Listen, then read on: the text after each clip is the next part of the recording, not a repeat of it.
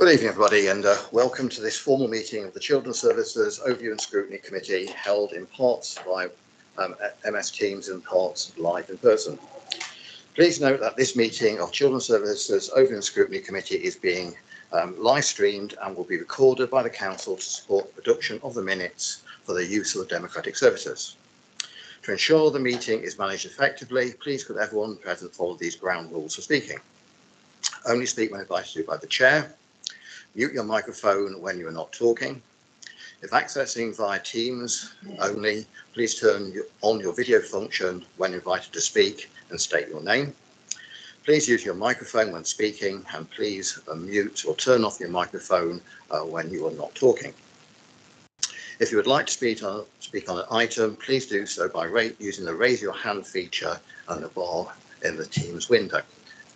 Those people who are not on Teams, if you just raise your hand in person, that will be fine. For those in the room, please note that if the fire alarm sounds, please exit the building by the way of the nearest available signed fire exit route and make your way to the ground floor of the multi-storey car park. Finally, please ensure the background noise is kept to a minimum and mobile phones and other devices are turned off or switched to silent for the duration of the meeting. Thank you. Just before we start, I'd like to welcome our new members of the Youth Parliament, Zara, Dylan, Halla and Annabelle. Is that right? And also Joe, I don't think you joined us before. You are supporting them. Hello, thank you. Apologies. I know I've had apologies from Mark Saxby, Councillor Lisa Lewis. I've noticed that Councillor Nick Gary is joined by Teams, so I'm recording his apologies because though he's watching the meeting, he's not in present, so he can't vote. Yeah, do you have any other apologies? Right, in that case, I've also noticed that Councillor Rocco is also attending virtually. Substitute members. Believe don't have the substitutes. No substitutes, Chair.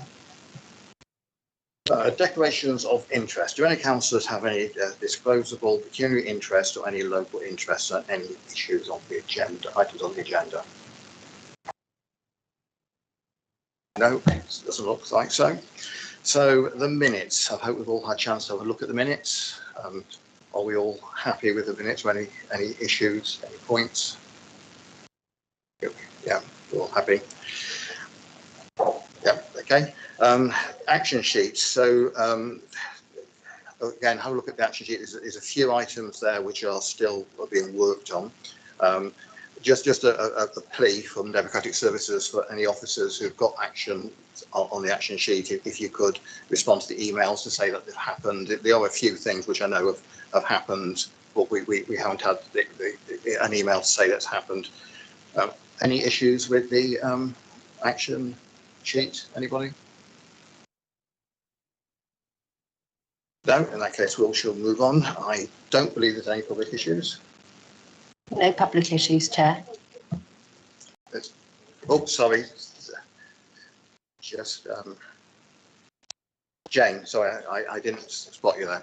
That's okay, thank you, Chair. Just to say, we're in the process of trying to agree a date for the training in relation to the corporate parenting journey for children and young people for members. So it's in the planning stage. Great, thank you for that information. Okay. So we'll move on to the first substantive item, the full inspection of local authority children's services report, the ILACs, we've got it written down here.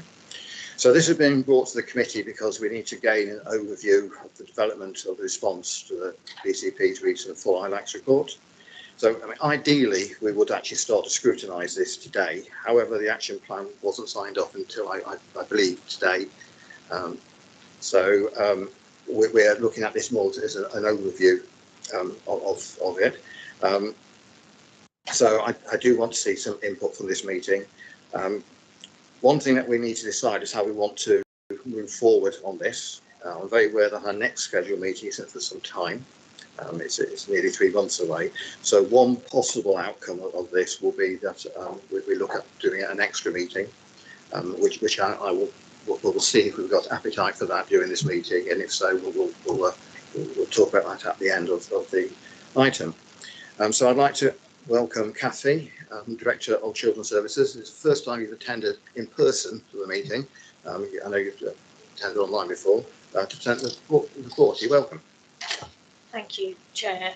And I'm going to thank you, Chair. And I think it's right and proper scrutiny should have the opportunity to have oversight and scrutiny of this report.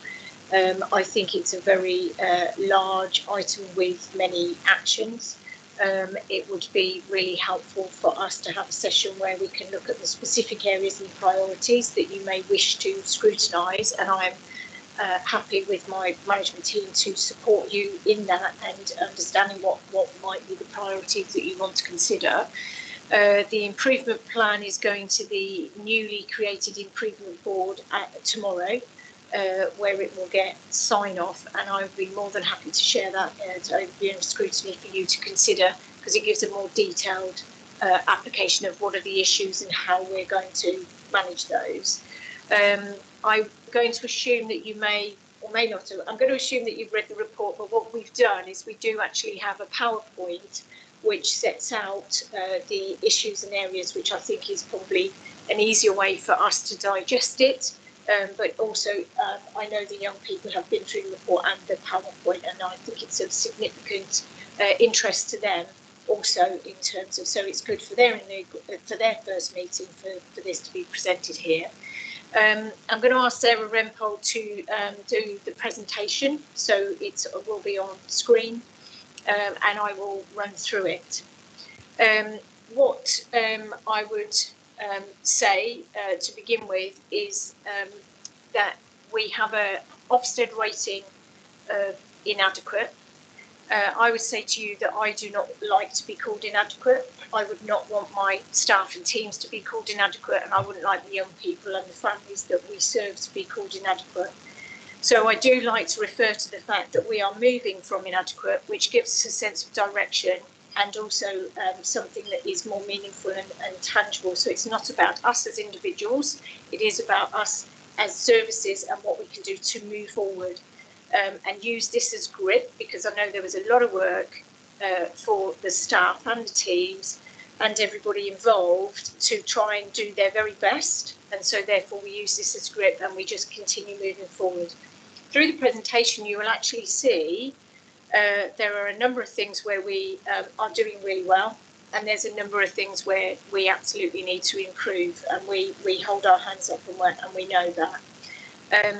So I will talk you through it, but first of all, just in terms of where we were at the point of the inspection, if you think about the landscape in which we all sat, we had BCP was created in April 2019. We've had changes of political leadership. We've had changes of children's services leadership. We also had COVID, which not only from a service point of view, but also personally, everybody had to deal with that and manage things in a very, very different way. Our partner relationships and arrangements have changed. There's more to come with regards to some of the changes in health. And we began to develop things like smarter structures, pay and rewards, and team restructures.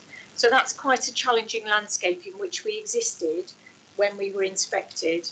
We had a focused visit 2019 and again in 2020. We had an annual conversation in April 21, and then we had the SEND inspection in 2021, which resulted in a written statement of action. So we now have 2 areas in children where we need to work really hard on getting it right. And then obviously what we're talking about today is the inspection report in December 22. Now, the inspection was carried out in 2022, but the report wasn't actually published till February. Okay. Next slide, please. Okay, so Ofsted recognised we were on an improvement journey. They've also recognised that there was an impact of COVID and there was the corporate transformation challenges. They recognised there had been some progress from our previous visits, but none fully remedied. So we couldn't show significant impact on some of the changes that we'd made. And they see us moving out, and what they want to see is us moving out from inadequate, and obviously they didn't find that evidence. They did find improvement, but not sufficiently swift or decisive, and they felt that there were some children who were still suffering neglect or harm and remained at risk of further abuse, particularly around our front door services. So the overall outcome of the inspection, it comes into 4 categories. So the impact of leaders on social work practice, and when we say leaders, that means corporately, it means politically, it means director level, it means service manager, all the way through the system, and it also means in terms of our partners and how we act as leadership across the system. They found that to be inadequate. Experience of children who are in need of help and protection, they found that inadequate. Our experiences of children and the progress of children in care and care leavers, they said, requires improvement to be good. So the overall effectiveness, they judged as inadequate. Slide, please. Chair, I'm happy for people to ask me questions as we go forward, if anybody wants to, just wanted to say. Okay, so things that we improved on since the previous visits, there is a whole council commitment to improvement, and there absolutely is, and we see that right across the board. It's about how we demonstrate that.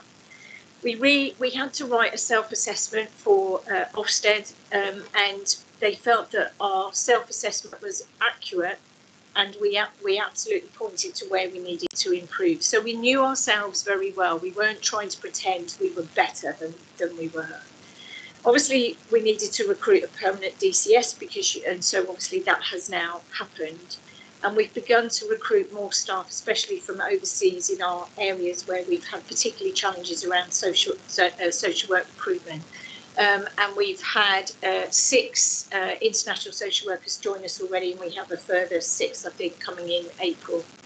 And we're beginning to get more permanent staff in terms of my leadership team, and then further through the structure.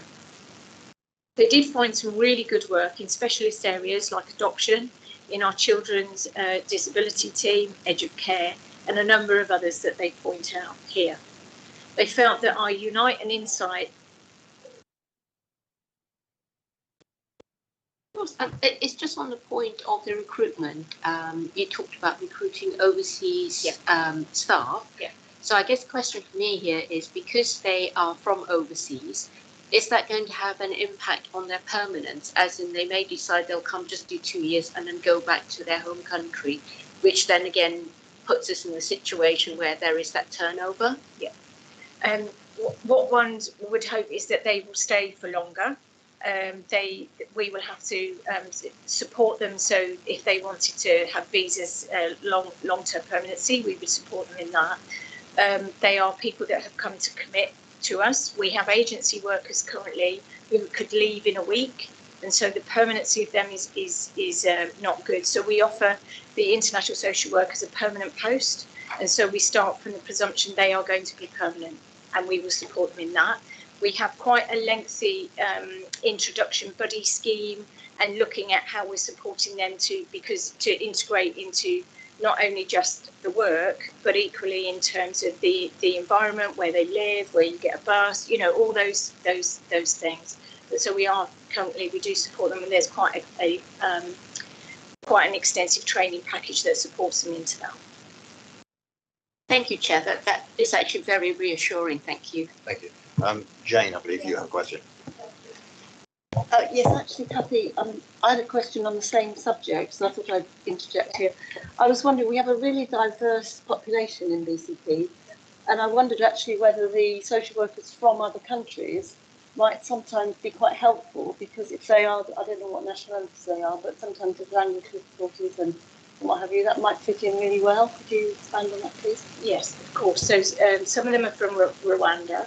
I think your point is well made. Whether we have the right match in terms of supporting our communities, I know there's a big Turkish community, and so I think there's more work in that area to be done.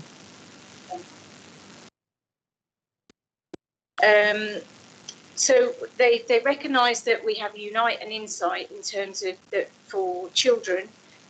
We take them seriously, their views are heard, and they actually do have a part in changing and developing our services. More still to do in that area. They felt we had some really good initiatives that we'd started, like the Cohort team and mental health practitioners alongside social work teams, and we've begun to increase the locally based housing options that we have. They felt that children, when they came into care for the right reasons and supported to be reunited with their families when it's appropriate.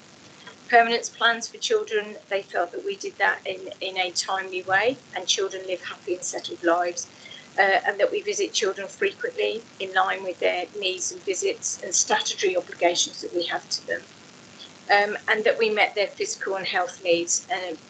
I think they also they found that our social work training was helpful, and our agency staff have the same access to all the training, because what we don't want is our permanent workforce to have a different level of training, so everybody has the same access to everything. And we have a partnership academy website and toolkit for all our social workers and our staff. We have a staff progress forum, again, that where the workforce actually help us develop services and also have a voice within the system. More to do there, but a good service. What we need to improve on, we've already talked about recruitment and retention of the workforce. We currently have 31% of agency social work staff across our whole directorate, but we have 87% of agency staff that are actually sitting at our front door, which is where they found some of the most challenging areas of our work. And I would think that that's something that maybe Scrutiny would like to be concerned about. What that also means with the amount of agency workers is the fact that that means a child may have many social workers. And again, we would like children and their families to have one single, or, not to have that experience of such change. Can I just ask you, yeah, thanks. Can I just ask you, agency, that's a high number, 87%. Presumably, does that mean we have difficulty in recruiting permanent people? Yeah. So the recruitment of social work is a national issue. It isn't just a BCP issue, it's a national issue. Many social workers have decided to work as agency staff. Some of that's because that's a lifestyle choice. Some of that is because of finance. They do that for many reasons. The front door is a challenging space. It's a very high turnover of work. You have to work very fast and very quickly. You don't spend lots of time you don't go through a journey with a child or family, so it's a very different area of work. And so some people like it, some people don't. And that is where our challenging area is. So part of our social work recruitment and planning and retention is about how we become an attractive offer. How does BCP become an employer of choice? One of our challenges is the fact that because we are moving from inadequate, that does not make us an attractive offer compared to Dorset, who's good, or Hampshire, who's outstanding. So we have to seriously consider what is it that we can offer that supports social workers to make the decision to come and work for BCP, especially in that area. Our international social workers are coming. We'll be asking them to work in the front door. So as we go along, we will have less and less agency workers in the front door. Thanks. We have difficulty recruiting people, quality people. Presumably, are we underpaying, for example, or is it more attractive and you get better, if you get better pay working through an agency, will we be ever able to match that?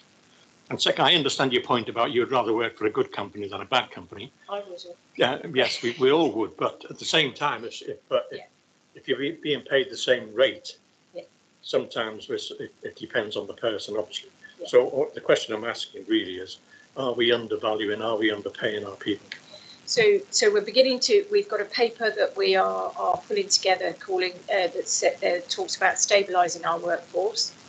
Some of it is about money. If you're an agency worker, you don't get sick pay, you don't get a pension, etc., etc. You don't get those areas. And so some agency workers I've spoken to, they have family back in Rwanda. They like to go back to Rwanda for 6, 7, 8 weeks. And of course, our annual leave and the way we structure ourselves doesn't do that. So it's a lifestyle choice.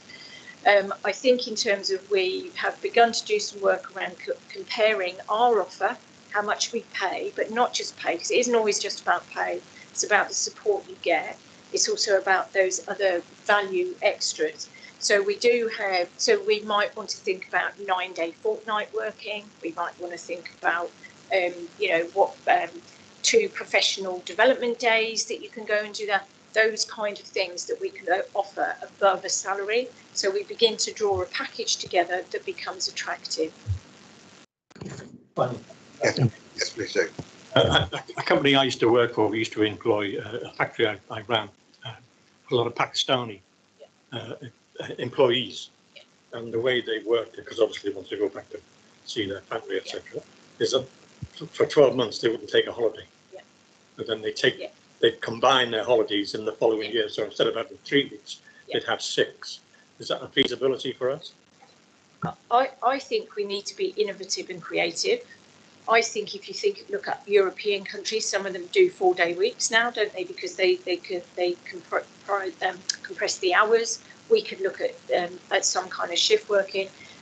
Whatever we do and whatever we offer, we have to keep children at the heart of that. So it's whether and I think it's worth exploring that example that you gave. But it's how do we make sure children have the same social work and they don't have lots of changes. But what you described, they'd have less changes than they currently do because we've got this social work turnover. If I could just add to that, talking to young people who have experience as social workers, you are quite right. They hate change, but it is an issue, and I'd also suggest that you actually waste a lot of social worker time with the change because, of course, they've got to find the new person and find out about them and move on. I was meeting some people the other day that they call agency workers locums, just to, I think, get it different. And of course, agency staff, the agency is taking money from us. All the money isn't going to the person. So my feeling is that is something that we would like to keep an eye on in the future. Sorry. I believe there's a large population, but there's a large South African Middle Eastern population in the BCP area. Would there be any workers joining from those regions to support students and young people who are uncomfortable talking to people that are not from the same areas? There could be. One of the things that we have to consider when we recruit social workers is that English law around children and families is the same as where they have trained. And so if they're a social worker in Rwanda, we know that there is similarities to the English law. If they come from Canada, we know there's similarities, etc., etc. And so there is possibilities, but that's the bit that we would have to make sure.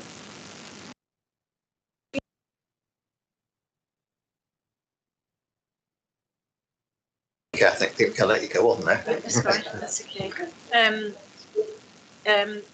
So just also, and I think this links to the social work changes, the quality of our practice, in particular the assessment of families and planning, isn't always as good as we want it to be, and our management and response to things like domestic violence and emotional support to children in care and recording children's views isn't as good as we want to be.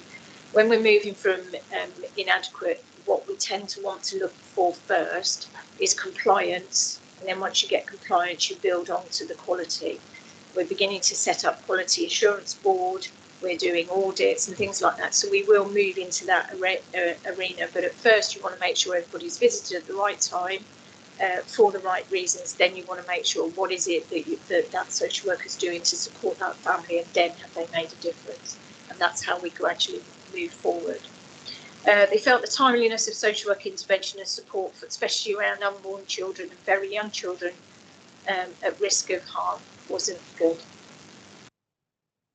Thank you. Yes, thank you. Yeah, sorry to do this, but you talk really fast, so I have to be really quick. No, it's all right. Don't apologise. It's just that I'm not quick enough to manage all these buttons.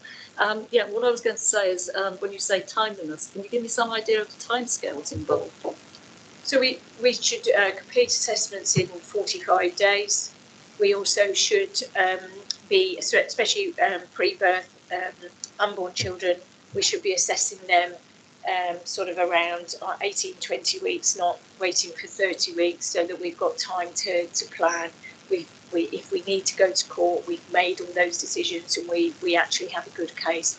Otherwise, it feels as if it's rushed, and then the court makes a decision, or we may not be making the right decision with the right information. I'll try and speak a little bit slower.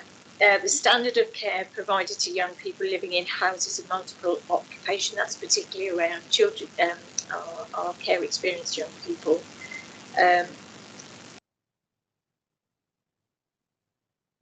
It's the HMO's press is what. Yeah.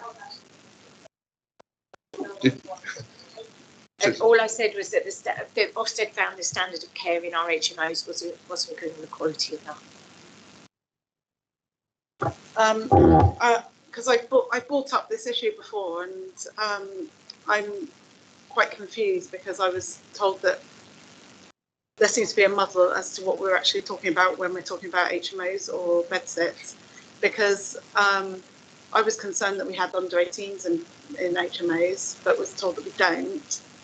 But then this report has come out and criticising exactly that, and exactly. So I just would like to understand where do you draw the line as in what is acceptable and what's not acceptable for both under 18s and over 18s, because I'm not sure what this is referring to, and I'm not sure if where I've spoken to different people, I'm not sure there's a clear understanding of what is now acceptable and what's not acceptable. And I think that's an extremely good question, and I have a meeting with Ofsted this week to have some of that conversation with them. I think the term HMOs, I used to live in an HMO. I didn't call it an HMO, I just shared a house with people, but it's about what's our interpretation of that. It's about meeting the needs of the young person. And for some young people, living in a house of multiple occupation may be right or may not be. But it's about whether we work that out, whether the quality is right, and how will we manage that? Is that with support? Is that without support? So what are the perimeters around that? But ultimately, we need to be looking for placements of young people that meets their need, rather than just using it because that's the only option that we've got. Using it as the only option that we've got, and nobody's checking on the quality, and nobody's giving support or care for young people 16, 17 months. We currently, at the time of the inspection report, I think we had about 14 young people in multiple occupancy housing. We've currently got one who is nearly 25, so we've done a lot of work around that to make that better. So was this talking about over 18s, do you think? No. Yeah, it was talking about 16 to 17. It was 16 to 18. Yes, it was. And would you say if somebody is in an HMO where they're being visited every 6 weeks, is that support? Would that be regarded as supported housing?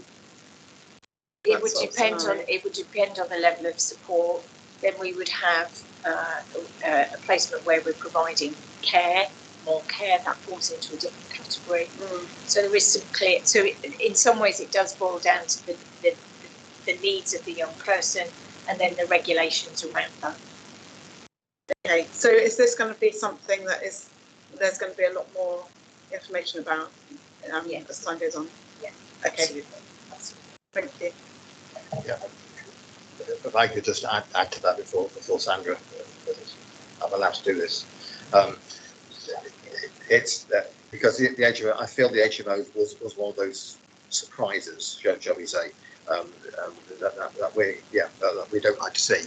But saying that, I also get the feeling, talking to people, that HMOs don't have to be bad, because you're right, a lot of young people live in student accommodations or HMOs, yes. and most of our university students end up being in one and actually like it.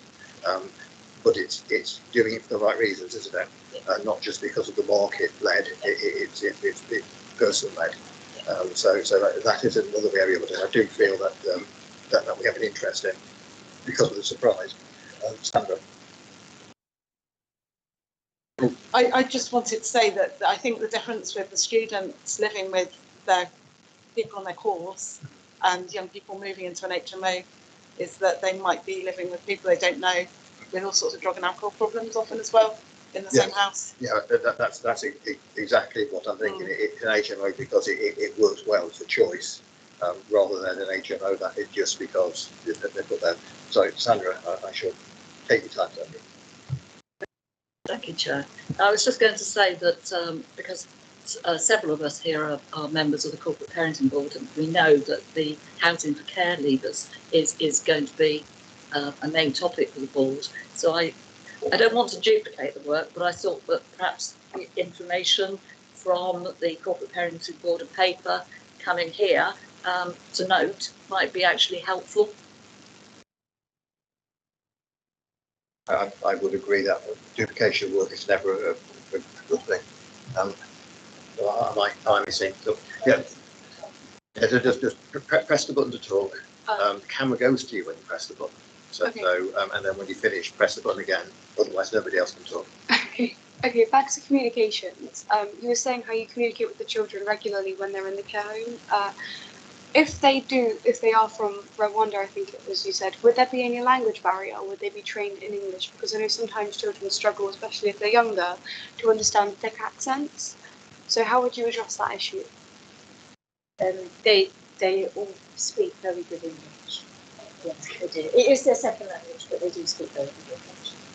And then also, if they are changing around a lot, because like you said, we have an issue with permanency, it's very difficult for a child to talk about issues, especially if they don't have that kind of personal connection. And it normally does take at least a few months for someone to make that kind of connection with the child. So if there is someone just moving around and it's constantly just going to be hard for them to open up.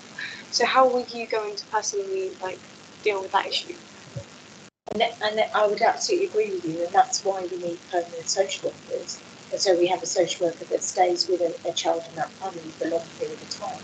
And of course, what we don't want is every time a social worker changes, the child and the family have to tell the story again, or the social worker has a different approach.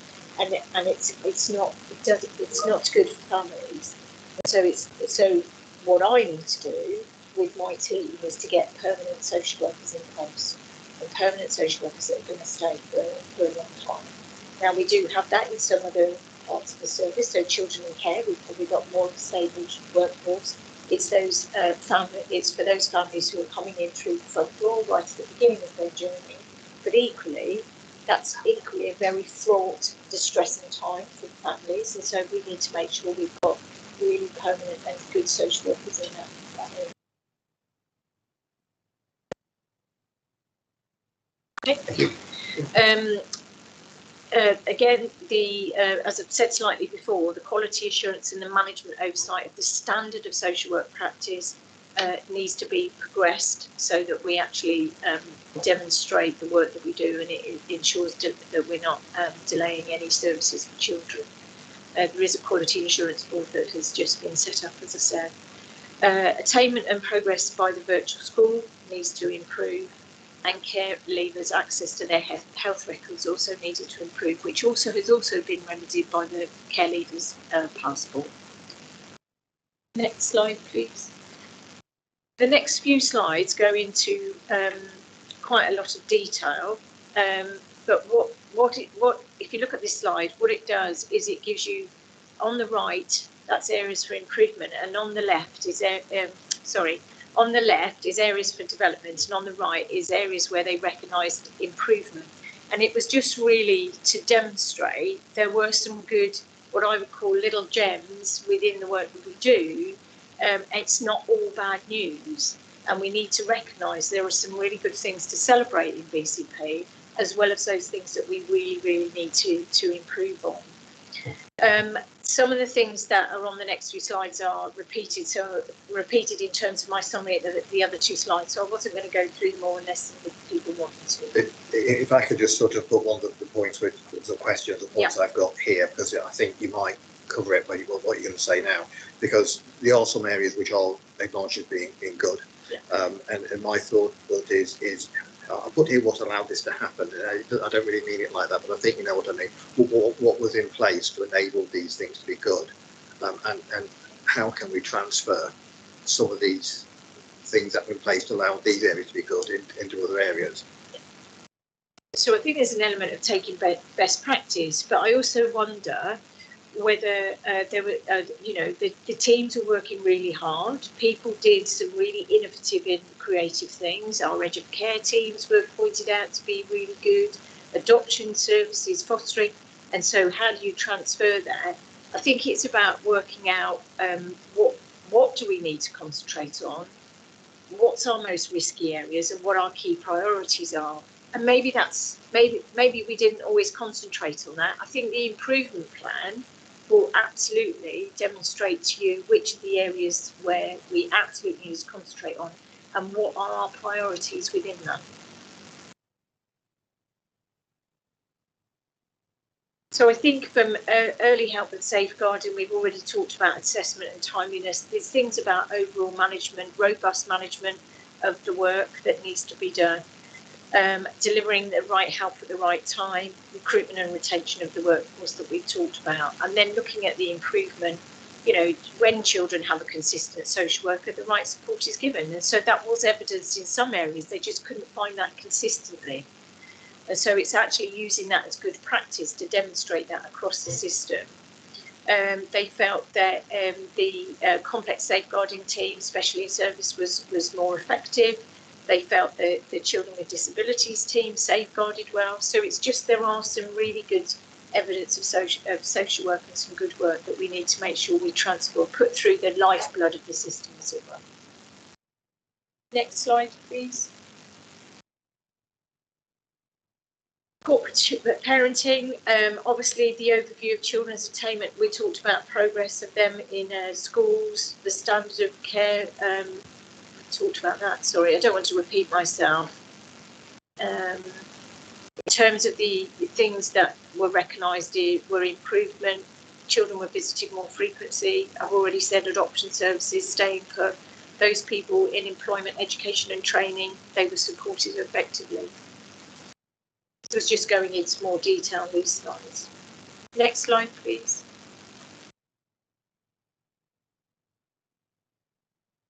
Leadership and governance, we talked about the need for better, more robust management, leadership and oversight, more use of information and data to understand how we're performing, to know ourselves well. And then on the improvement, obviously we've talked about the recruiting permanent staff. I don't think there was any more on that slide we haven't talked about. Next slide. So what happens from here? We have now had the inspection report in February. The Secretary of State and the DfE are going to intervene, which means we will receive a statutory direction from the Secretary of State that will give us direction as to how the work that we have to do next. They will appoint a DfE advisor. So you're all aware that Anthony Douglas has been here as the advisor. Anthony finishes at the end of March. We will have a new DfE advisor who is going to be appointed. The Ofsted will come and start doing some scheduled monitoring visits, so mini inspections into particular areas across the service. They will do 5 or 6 of those. They will want to see a continuous improvement journey, and so when we get to the end of 5 or 6 monitoring visits, they will then be looking to see, wanting to do a re-inspection, and they will come and want to do that knowing that we've improved in all those areas. They will publish all bar the first one of those re-inspections, those monitoring visits. So the first one, they come probably around June. That's not a publishable. It will come as a letter, but all the rest will be publishable, and so we just need to be aware of that, manage that.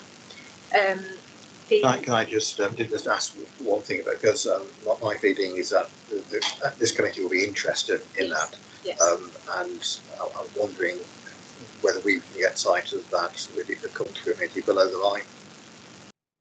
Yeah, I think we probably receive it under embargo. Right. What you mean the letters? Well, maybe a report on it rather than the actual letters. Yeah. So to just to explain, in the committee, it is public. Anybody can watch it. The press can. If something comes with which it is can't be published, we can do what's called below the line. It can go to the patient request and public can be excluded, so we can talk about things. So that's what I meant by that. The advisor also, because it's a statutory direction, will every so often write to the Secretary of State about our progress. We're reviewing our current governance arrangements around the improvement board, but also how we feed into that improvement board and how we make the service accountable to the board. And we've developed an improvement plan, which obviously the first new improvement board will be tomorrow.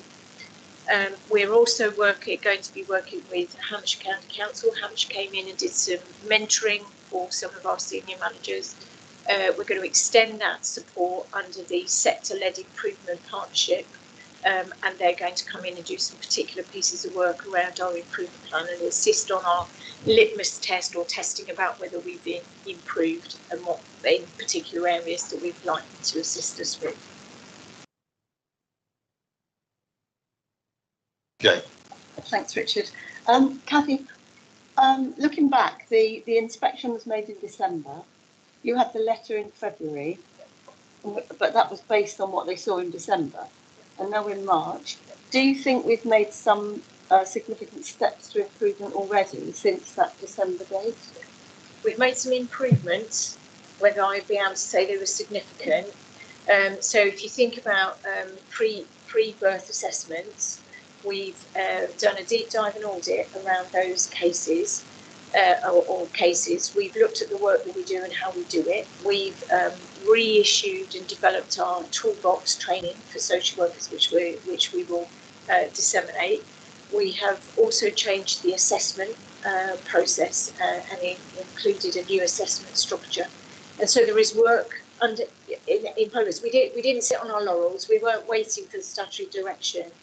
And so we are beginning to move forward. Sure. Oh, thanks, Chair.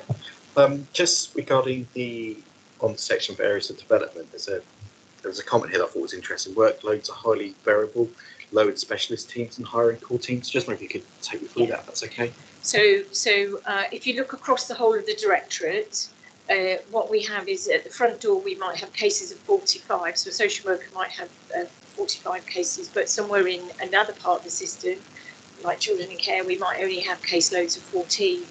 Now, I'm not saying we should equal them all out because different teams, it's different types of work. But what myself and the leadership team have done is look across the whole of the services and thought about what's a good caseload for each team, a target case, average caseload.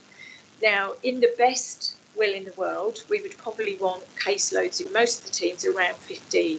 All right, that's what good and outstanding local authorities can do. We are not in the luxury of that position at this point because of staffing, because of demand at the front door, etc., and where our caseloads start. So what we're doing at the moment is looking at what each team's average caseload is possibly manageable, and then how do we get to that point, and how do we move resources across the system to get us into that position.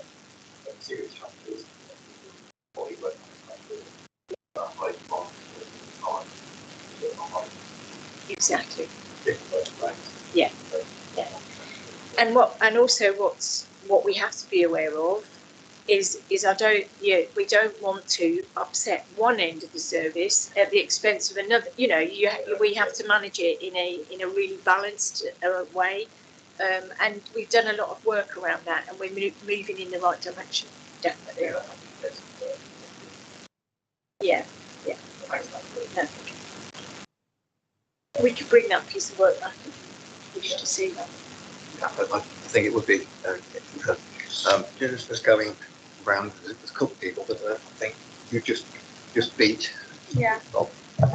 How does the council's Ofsted report compare to other councils? So is it the whole country that needs to improve on care, or is it just us need to step up to the standard of everyone else? There are a range, so you outstanding, good, requires improvement or inadequate, and across the country there's a range. So some local authorities are outstanding, a few, and then probably there's a midpoint between good and requires improvement, and then a number that are inadequate. So it's kind of a mix. So we're not alone, but we all aspire to be in that good area, and that's where we need to get to.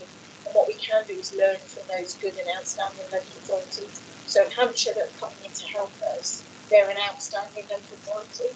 And then of course Dorset across our neighbour, you know, there might be opportunities to work with Dorset, or I'm quite happy to pinch some of their ideas. Okay, thank you. Do we know why we're in that, like, in the inadequate section compared to the others who are in like a good one? Other section. So the inspection team that come in, the Ofsted inspection team, have an inspection framework. So it's a bit like an exam. They go through their inspection framework and they benchmark where we are, and they think, well, you know, this is what a good standard is. And whether we're below that or above it. So there's some evidence criteria under lots of different headings, and so that's what they would have done. So we judge strictly on the way we address certain cases, or is it on possibly about quantity as well? Because it could be that our area has higher abuse rates than other areas, and you could argue that it's not entirely our fault, but we do have the overwhelming amount. So is it strictly the process, or could it be factored into quantity as well? It's about the process and the work that we do and how we evidence whether we're doing it right. So if we're an area that has more deprivation or abuse cases, whatever, they will be looking at how we manage our resources to manage that demand, that increase. And if we're not doing it correctly, then we're not going to meet this standard. Thank you. Bob, was you indicating a moment ago? Yes. Thank you for the report. It's very good in some ways and bad in others, but you know, I'm not going to criticise that. There obviously appears to be some green shoots of recovery, which is good. As I'm new to this group, can you just explain to me inadequate? If I was to say he's inadequate, obviously it's not very nice, but is there a lower category than inadequate? Is it terrible? Is that the lowest? Is that the lowest measurement? Inadequate is the lowest. Is the lowest, okay. So the highest obviously is outstanding. It is. So what is our aspiration to move from what's the next stage up, level up to after inadequate? Adequate? No, so requires improvement to be good is the next one. It's okay. Terrible language, isn't it? It's terrible language. So it's inadequate, requires improvement to be good and outstanding. And I would say it's very difficult, because if we're moving from inadequate's here, and requires improvement to be good is here, where are we on that continuum? Are we down here or are we up here? You know, are we tipping into good? And I think we could spend a long time thinking about that and having a conversation, whereas I would be saying, let's just carry on, because we could tie ourselves up in knots if we try and work out where we are on that continuum. But you know, if we can get through the monitoring visits and we can get to the next ILAC that says we requires improvement to be good, and with a fair wind, we might get good somewhere on the categories, then I think we've done really well. And then we move into good. What we have to do, stabilise the service, build solid, really strong foundations on which we then move forward. That's what we need to do. Well, you more or less preempted my next question, which would be, you know, I mean, how you've gone through this, and it's, as I say, it's very good. But how are you measuring internally that you are actually moving in the right direction? That you're not. One of the difficulties, you concentrate on that, and the rest of it's falling apart behind your back if you're not careful. I've seen that in industry. So what I'm saying is are you? How do you measure on a weekly, monthly, whatever the measurement criteria is, how do you measure that you're actually hitting your milestones, goals, whatever, so therefore you're all moving in the same direction? So we have the improvement plan, which has very detailed actions that we need to do to begin to move forward. We will be managed by the DFE advisor along that plan, and he will give us a check and balance as if we're managing that. We also have data that tells us how well we are or we're not doing, So that will tell us about visits to children, those types of things. We then will have young people's voice. We will bring them in to say whether they think things are improving.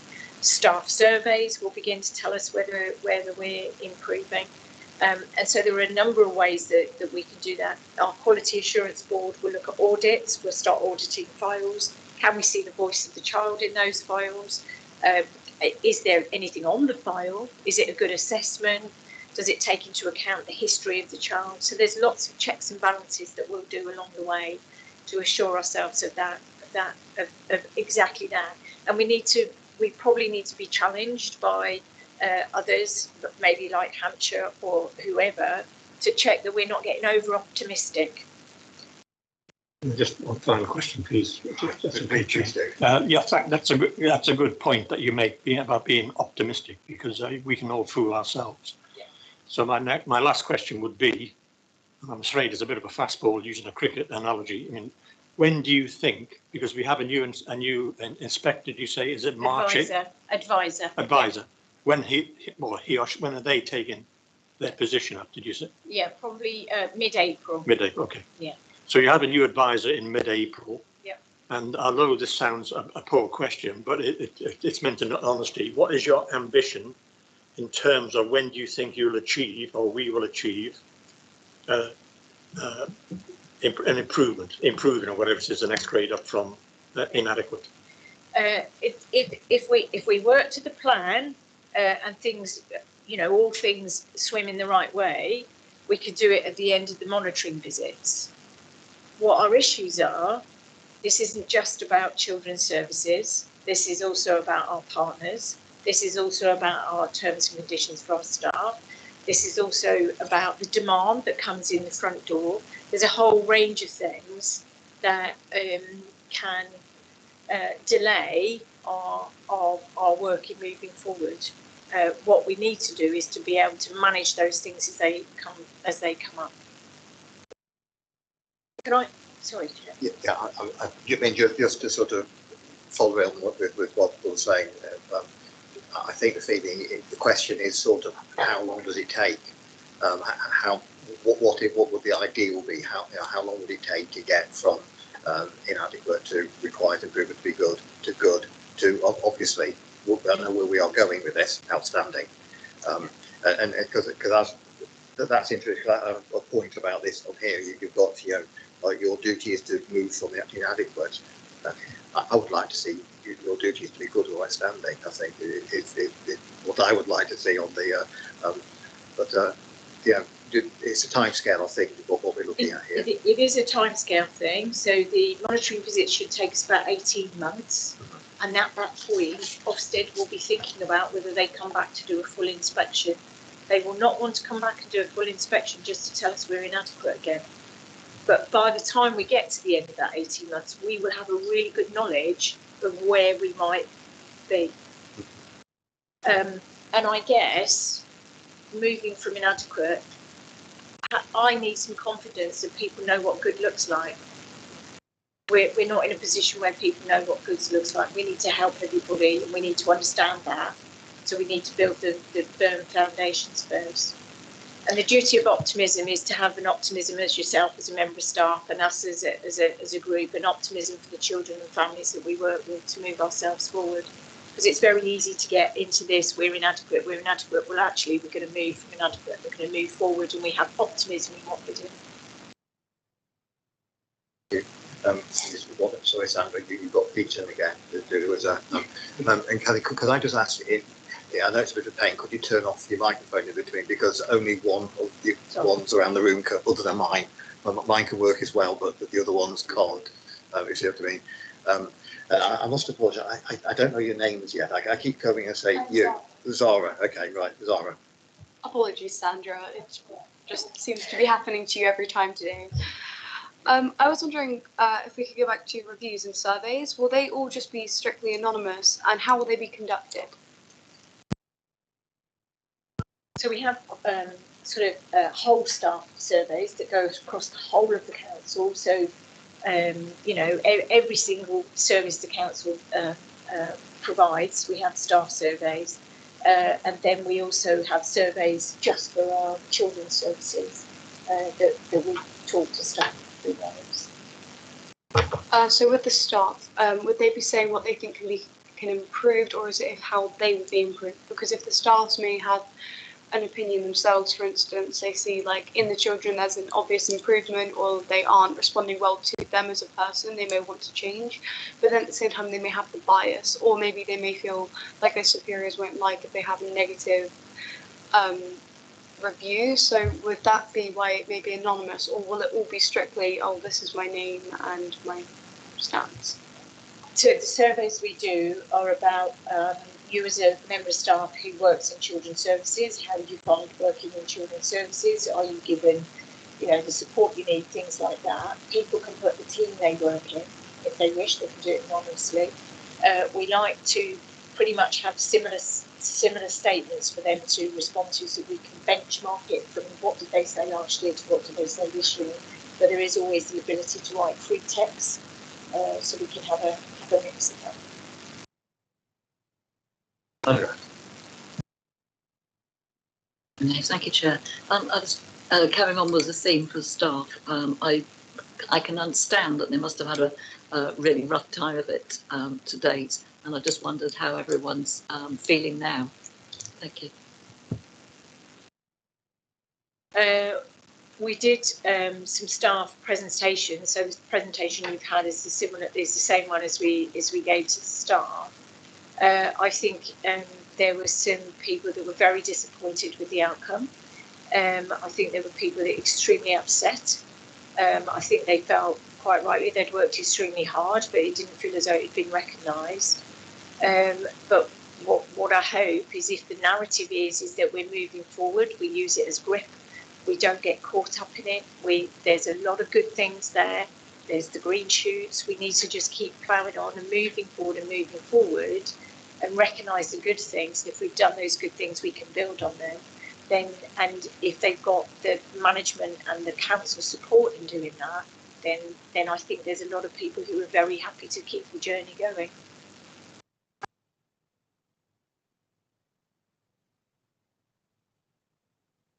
Yes, Cathy.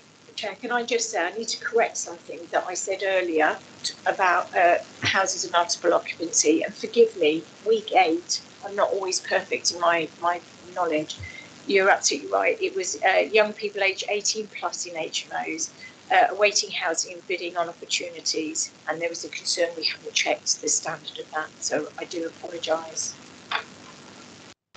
Thank you. I mean, I've got a couple of other questions. I'm just looking to see if anybody else has got any points. Yeah, Lisa. I think that right at the beginning you talked about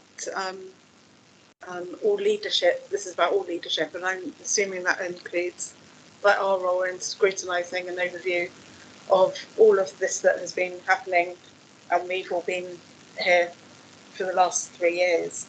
And so I wondered, is there anything that we should have been asking over this time? Perhaps you don't know because you weren't here yourself. What is there something we ought to reflect on as in our roles? And is there something that could be lacking in how we've looked at things and we should improve so that we're actually perhaps looking at the right stuff in the future? I mean, I wasn't here, and hindsight is a beautiful thing, isn't it? And it's always a challenge about hindsight because how it makes us all feel about missed opportunities. I wonder if once we have the detailed action plan, I think those things will become apparent, and I think and we use that as how we go forward in the areas of scrutiny. Thank you. Funny enough, I was going to ask exactly the same question as that not on this item, on a later one. So I'll allow you to ask the same thing later. I mean, just a couple of points. But I've got not so much questions, sort of observations. I think the unborn and very young help was another one of the surprises in the report. On page 26, point 11, recording.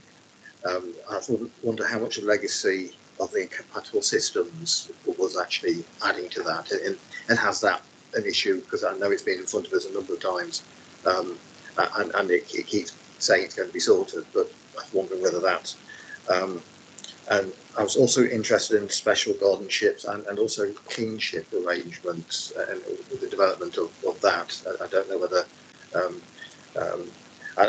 the last thing, I like the quote about as a result, the same interventions or service that have not previously proven successful, often repeated. That's Einstein's parallel quantum insanity, isn't it? I think I'd like to. He said insanity of doing the same thing over and over, and expecting different results. I would put a caveat on that, except if teenagers involved, because that often. So it is a question, because sometimes repeating something does work if the person that you're repeating to is at the right point to have it then. But there is a couple of points which I don't know if you can add anything to those. Yeah, sorry, I can remind you. Let me. The recording.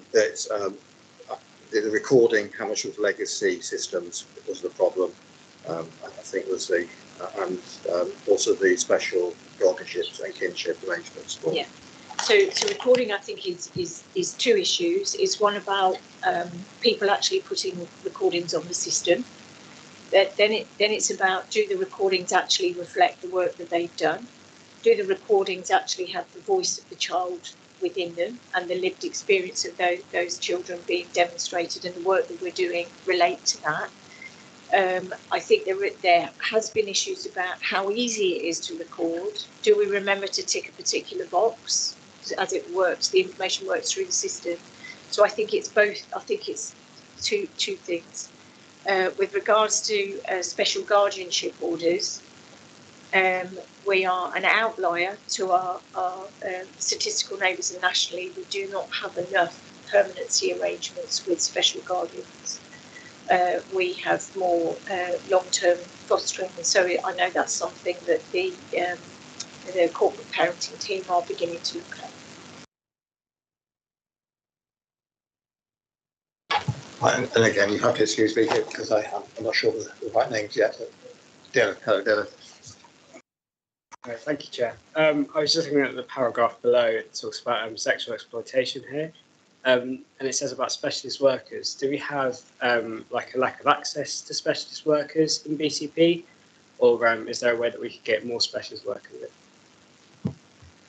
So we have a small team of specialist workers, and I have been in discussions with the services to how we can make that wider and that offer wider, because the specialist service currently works with those children and young people who have been really affected by exploitation, where in actual fact we need to get further downstream and actually work with children and people to prevent them to become exploited. And so how do we make the team of specialisms bigger and work with children across the board and schools and people like that? Okay, have we so yeah. With the training for sexual exploitation specialists, is it like training as in courses, and is that their primary focus, or do they have a wider range of specialities, and then that is one of their main ones? They'll do a range of things, so they'll work individually with young people or in groups, or they'll be able to deliver some training. So they do a wide range of things because young people need different things.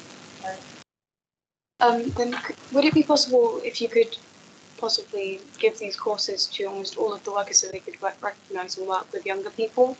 So that way then obviously there'd be a specialist, but then there'd be people with at least a minor understanding of it. Yeah, that is available, because we would want all our social workers to do an assessment around exploitation. So for every young person, they will look at whether they are on a risk score of whether they are likely to be or have been exploited. Okay, in that case, I think it's. Oh yes, I think you're right. Sean, yes. Sorry, I think I have a lot of colleagues have asked questions I was going to ask, but just for a general thing, I just want everyone how supportive we as a council. I think the council as one support the improvement journey children's services are on. But I just want to thank everyone for their hard work, because I think it makes a real difference to people on the front line, as it were, to know that they're valued and supported. If there's anything we can do to spread that message in our community, please let us know. Thank you. Thanks for everything you do. Thank you very much for that. There's a lot of the senior team on the screen, and I know they really appreciate that and take that back. And I guess part of the support is about having some grit in the conversation and challenges sometimes, but in a way that is meant to help and support us to deliver better. And so appreciate your support, and also appreciate the challenge within that professional, open, transparent space. Yeah. Thank you. Well, it remains for me then to sum up, and we've talked about so many things, so I've got a feeling I'm going to miss a few points out here, but that's and we did sort of fly around a bit, but so I think that we talked quite a lot about our staff, the workers, in getting more permanence in staff, agency workers, why people work in agency, and why we'd like to see it reduced, if not got rid of. Overseas workers and what they can bring, and how we can encourage them to come and work with us, and from international places, and also bringing workers in from other areas. We talked about HMOs on a couple of occasions, and why they're there and why they're a problem, and the possibilities where they could still be used. We've talked about areas that are good, and how we can transfer learnings from those areas into the areas which aren't so good. Coming back to, just realised we're talking about our workers, the caseloads was we talked about, and why we need to reduce those for some areas. We've talked about the range of standards and how do we measure progress, and where we would like to see it, and the timescale this progress, which is I know for many people won't understand why it takes so long, but I think we do, and because there's a lot to do there. We've talked about the staff inputs into this process, and surveys, and how the staff are feeling, which is very important, and what we can do as a group. We've talked about special guardianship and the use of that and kinship, and recording, and why. And I didn't come back to you on that, because the recording, I think it is, especially if we're getting social workers, several social workers visiting the same child, recording is going to be vital, isn't it? The last thing which I've got here, Sir Anthony Douglas is leaving us. And of course we know him quite well in this committee, and I've just written down the date, end of March. Of course we probably won't see him again, so I'd like to pass on my thanks and the committee's thanks to all the work he's done, and the time he spent with us. I would like to have done it at the beginning of a meeting, but it's obviously I've just realised. Right, that was quite a discussion. I think we made a lot of progress. The last thing is that we need to decide if we do want to have an extra meeting on this, and the date we're looking at probably end of April, beginning of May, and the 3rd of May is a possible date. So I'm just looking around the committee if we can, this can be organised. Are we all up for it? You're pulling the face like that. Yeah. But yeah. Well, it's only a possible, because before I suggested I've had a few conversations, and that date is coming up. It's a possibility. I'm not saying that it's going to be that date, but it's around that. It's not that day. It's a Tuesday, and it's because we do it on Tuesdays. It's probably the best day to go. It hasn't got to be a Tuesday. So if it doesn't work and we can find another day, there's a couple of full councils either side of that as well, so it narrows down the day we can do it. Yeah, so we'll all be feeling in a good mellow mood. Yeah. Well, we always are, as I know. Yeah, Actually, this would be the highlight of the weekend. It would, yeah. Bated breath. So I'm getting. Would anybody object to that if we can organise it? No. Kathy, you look like you wanted to say something, and I talked over you.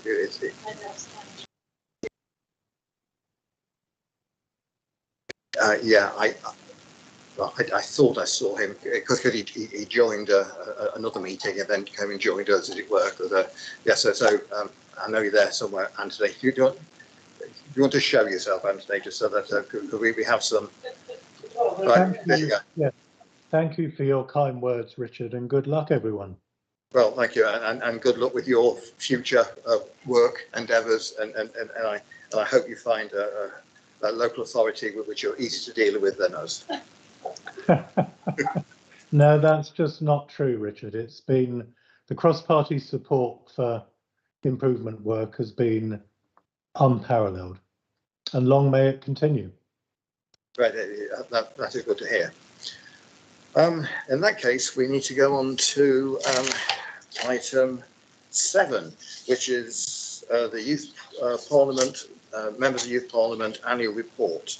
So this is an annual report, although it's the first annual report we've actually had, and it's the first proper annual report, although it's not for a year, is it? Because it's actually it's gone on for far longer. So so this is to reflect on the progress made by the outgoing members of the Youth Parliament, and where Nathan Collins, I believe, is going to present this. But before we go there, I want to again welcome the new members of the Youth Parliament, and I believe we're going to present them with their certificates for this.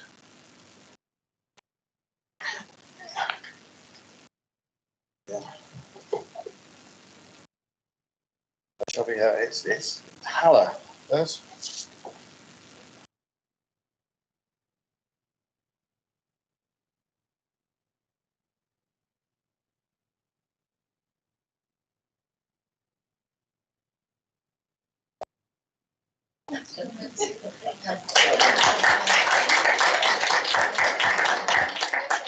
Well done. And Annabelle.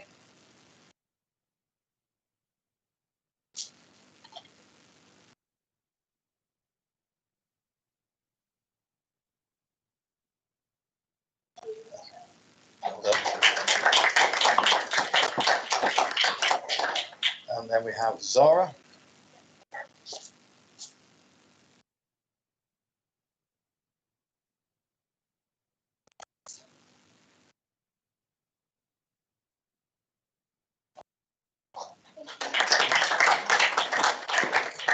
And finally, Dylan.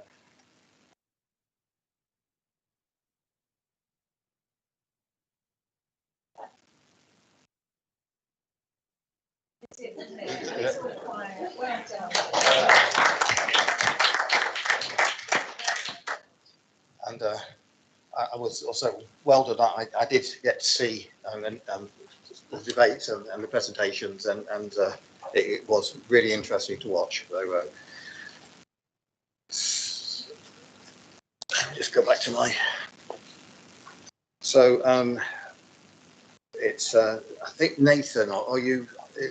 I see you. Yeah, Becky, I think you're there. yeah. So I'm here. I'm going to do a bit of an introduction and then hand over to Nathan, if that's okay, to give his closing report. And then I was going to take you through some of the sort of headlines from the election and answer any questions about that before, obviously, formally. You've now welcomed your new members. So yeah, so Nathan's going to take, and I was just going to do some summaries from the election, if that's okay. Right. Okay, then over to you. Hi everyone. My name is Nathan, and I'm the exiting member of Youth Parliament in BCP. Unfortunately, Georgia can't be with us tonight. I was meant to be doing a presentation with her, so it's just going to be me tonight. This year has been extremely successful for the members of Youth Parliament, delivering on our projects and expanding on the voice of young people in the area. We completed the development, training, and distribution of the POP cards after receiving funding from BCP Council to fund enough cards for every tutor group in the BCP area. We truly believe these cards have a massive impact in our schools, and we hope to continue to promote the use of this resource and with the new MYP looking to expand and innovate these ideas. We found out today that 12% of young people who voted in the elections have heard of these cards. So we hope that over the next years, we can expand the use of this. This project has exceeded our expectations greatly, and that is a testament to the support the council has given us. Another project that we have to thank BCP Council for supporting is the Youth Fund, a fund of £25,000 to be given to local youth action projects. This was decided by a panel of young people from many backgrounds who decided to fund 5 projects that delivered on the MYPs and the local community's priorities, including Somerford Youth Centre, Victoria Avenue Tennis Club, and the Environmental Gardening Project.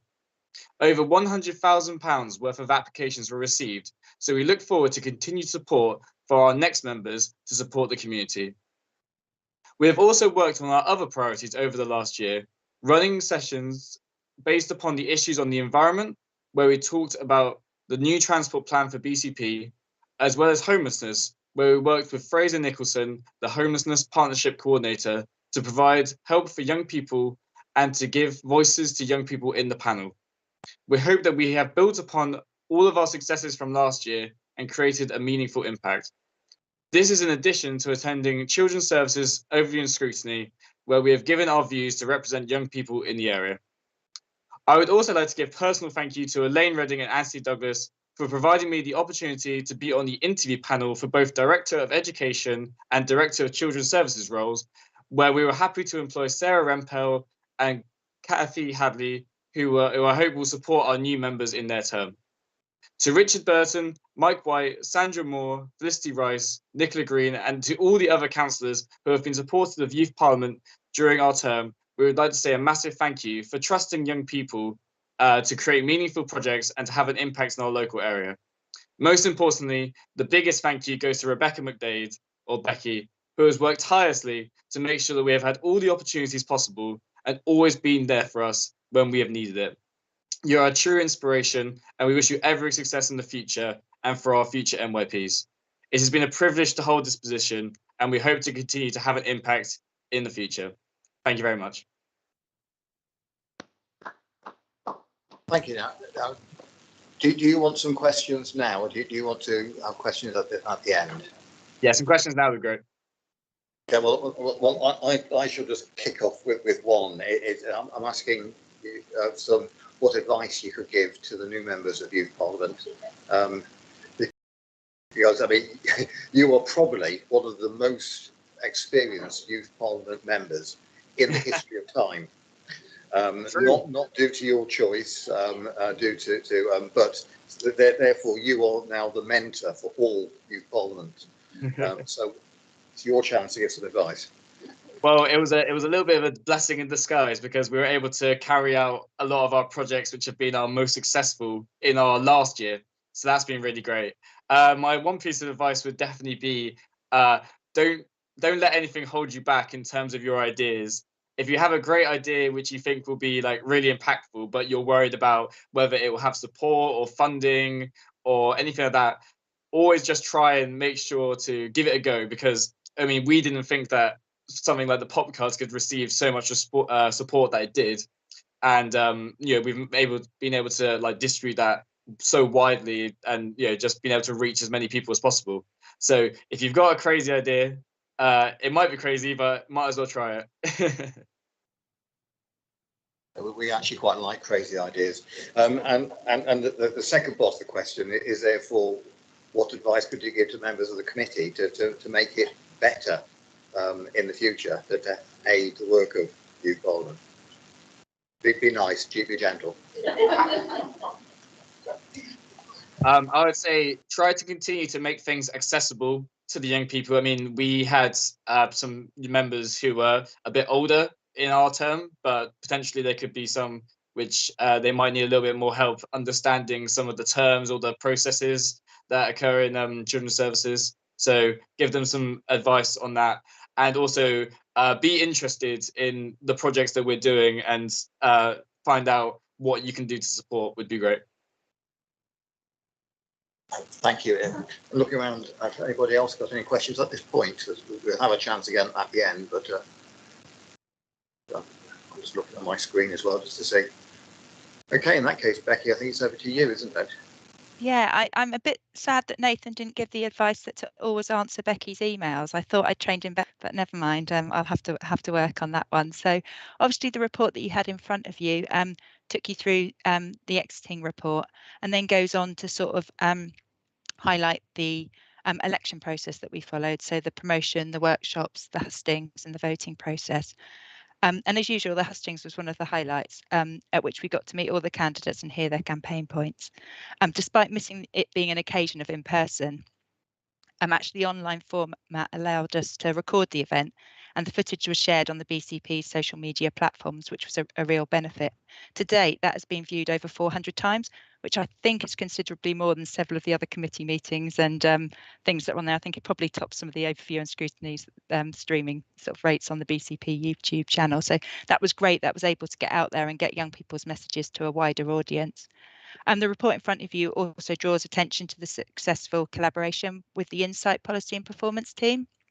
So historically, we've purchased a sort of separate voting site that we've then ran the election through. And this year, they looked at what systems they already had and softwares they had, and actually ran it for us. That also saved money, but the added benefit was that they could hyperlink at the end to the Children and Young People's survey that they were running, and that resulted in a higher participation rate of that. So a really good example of some kind of cross working across different departments to enable the election to happen. So obviously, we are absolute support from schools and the increased voter turnout this year, despite the challenges of COVID, and really want to celebrate the 6,563 young people across BCP who voted. I guess just sort of like, in addition to that, it's acknowledging the benefit that elected members can add to helping schools engage. So Councillor Burton, your letter to Paul High encouraged them to vote, and BCP's chairman, Councillor Hedges, also wrote to St Peter's, and I think that's something we'd like to explore going forward, about how councillors can reach out and help engage sort of schools more with our participation work. So one of the challenges about this election process is often in terms of the size of schools and how that impacts on voting. So I just really wanted to share a couple of extra statistics which weren't sort of available when we wrote the report, to hopefully put minds at rest. So 1,295 people who voted were from schools without a candidate. So 20% of all of those who voted were from a school outside of one that had a candidate standing. And 2,360 votes were from schools with only one candidate. And as each voter had 2 votes, it meant that an additional 36% of people were voting for a candidate outside of their school. So overall, 56% of our votes were not linked to specific candidates from their school. And 2,039 of the votes received by our top 4 members of Youth Parliament, so the guys that sat with you today, were from other schools, so not from their own school. And overall, they had 55% of the young people who voted did for one of the 4 that were successful. So alongside us sort of running the election to select our members of Youth Parliament, or also have the question around the pop cards, we facilitated the Make Your Mark ballot, which in the BCP area, which is run by the British Youth Council to inform national campaign work that our locally elected members of Youth Parliament will work on. But we also want to use that results locally to facilitate workshops and run debate sessions over the summer to help select an additional campaign for them. So 5,396 of the young people who voted also answered that question, and health and well-being was their top issue. So there were 7 issues or areas that they could select, and the top one from our BCP young people came out as health and well-being with 1,588 votes. Education and learning was their second choice with 928 votes, and the environment was the third choice. How that sort of reflects in terms of the national picture, nearly 500,000 young people voted nationally. So BCP had like 1% of those overall votes. And nationally, the top 3 were health and well-being, jobs, monies, homes and opportunities as the second option, and then education and learning was the next. So yeah, just putting that in context, that we, as well as doing the election, also used the opportunity to find out about top issues for young people, which hopefully can inform some other practice.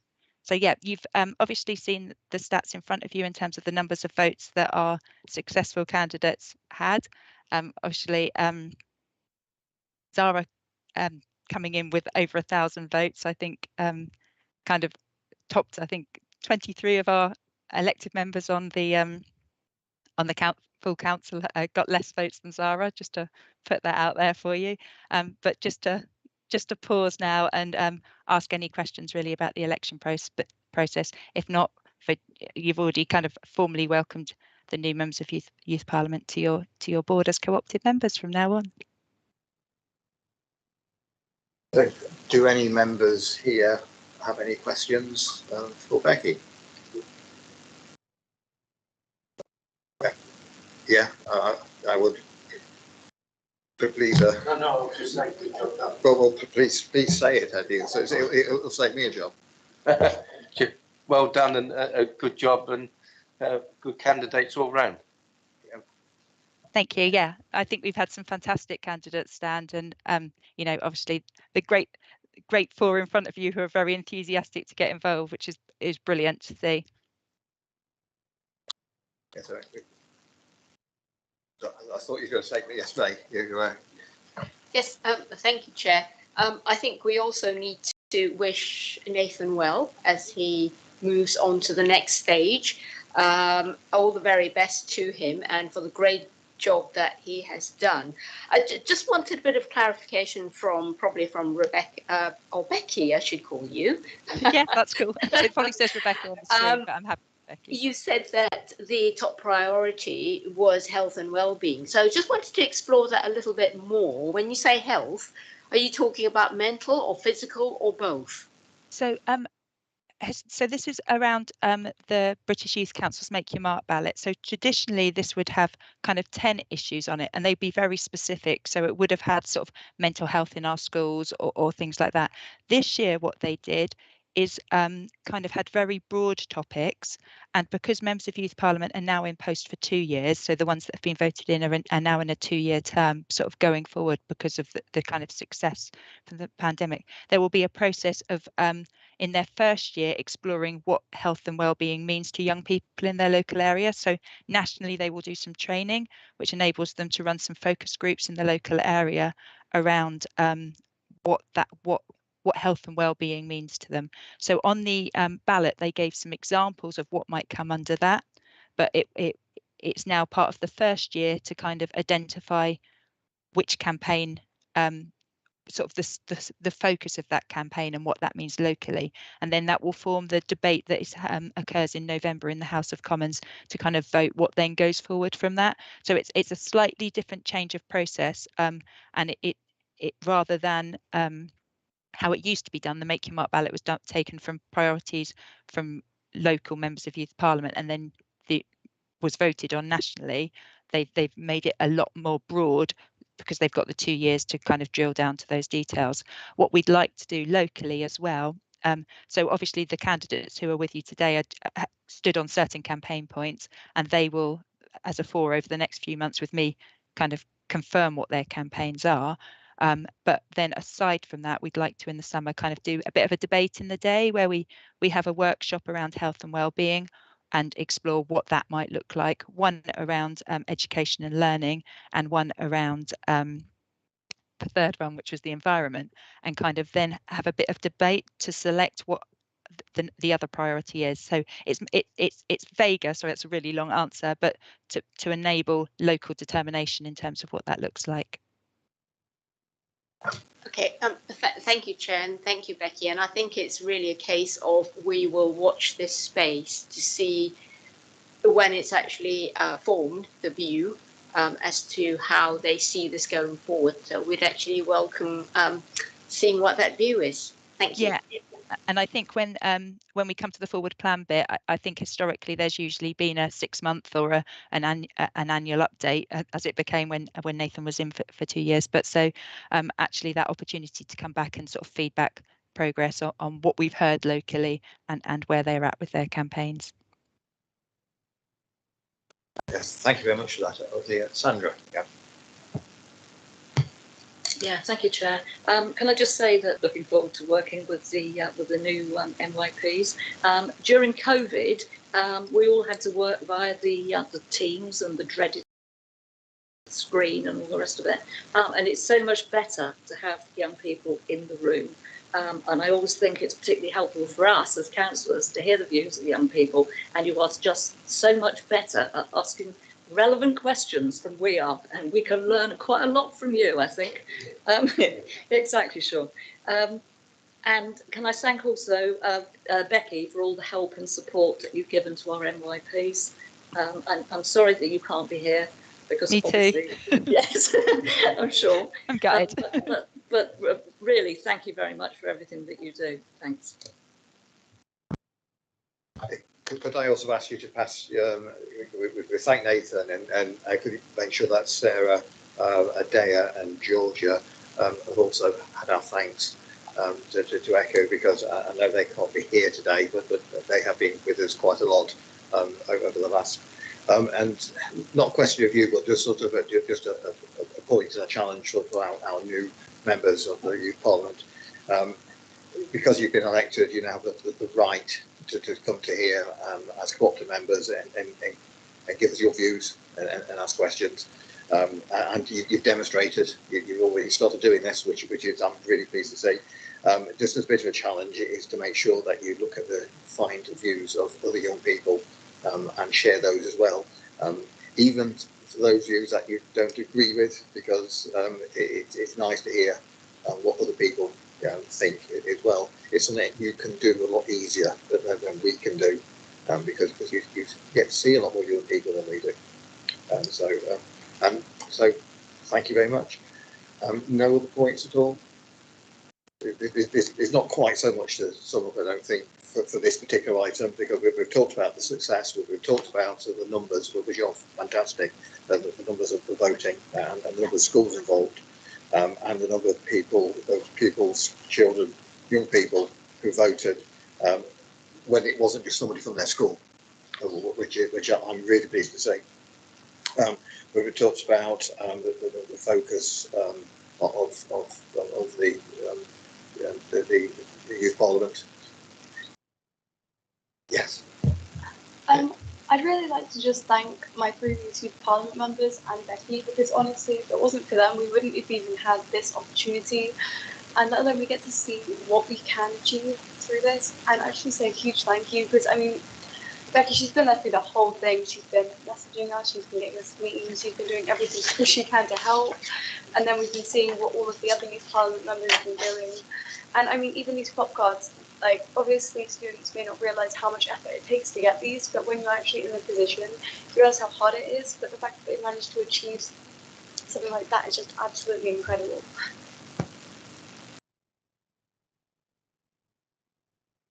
Okay, thank you. I'll just yeah, because I let you do that, you see, because normally, you see, when the chair sums up, that's it. But because it was such an important thing to say, and it was, I'm really so I think we're on to item 8 here. Yes. So it's a send improvement plan update. So this is a sort of a standing item. So we're all keen to monitor and scrutinise. I welcome Sarah Grenpole, Director of Education, to present the report. Welcome, Sarah. Thank you, Chair. Thank you. Evening, everyone. So as you'll see in the papers, it's a very long document. You've seen the written statement of action before, so I won't take you through page by page. Can I just remind you on page 52 of the 8 areas of significant weakness? I can share my screen if that's easier, Chair. Is everyone happy to see those pages themselves? Yes, that might be easier. Thank you. I will share, yeah. There we go. So just to remind you of our 8 areas of significant weakness: the deep cultural issues, the weakness in leaders' evaluations, poor co-production, sustainability of services, the inconsistency of the implementation of the graduated response. So that's how we respond, how schools respond with the lowest form of intervention all the way up to more significant interventions. The quality of our education healthcare plans, poor joint commissioning arrangements, and then high exclusions and poor inclusion across the area. I just want to also draw your attention to the new governance arrangements that have now been agreed at the SEND Improvement Board. So we've met recently to agree updated terms of reference and updated governance. And this is important because the SEND Improvement Board before was looking very much at the development of the written statement of action. So now we have just tweaked the governance and made sure we've got the right boards in place for the delivery of the written statement now. So there's an additional board, the SEND programme group, that will report directly to the improvement board now. So we've got that added layer of governance.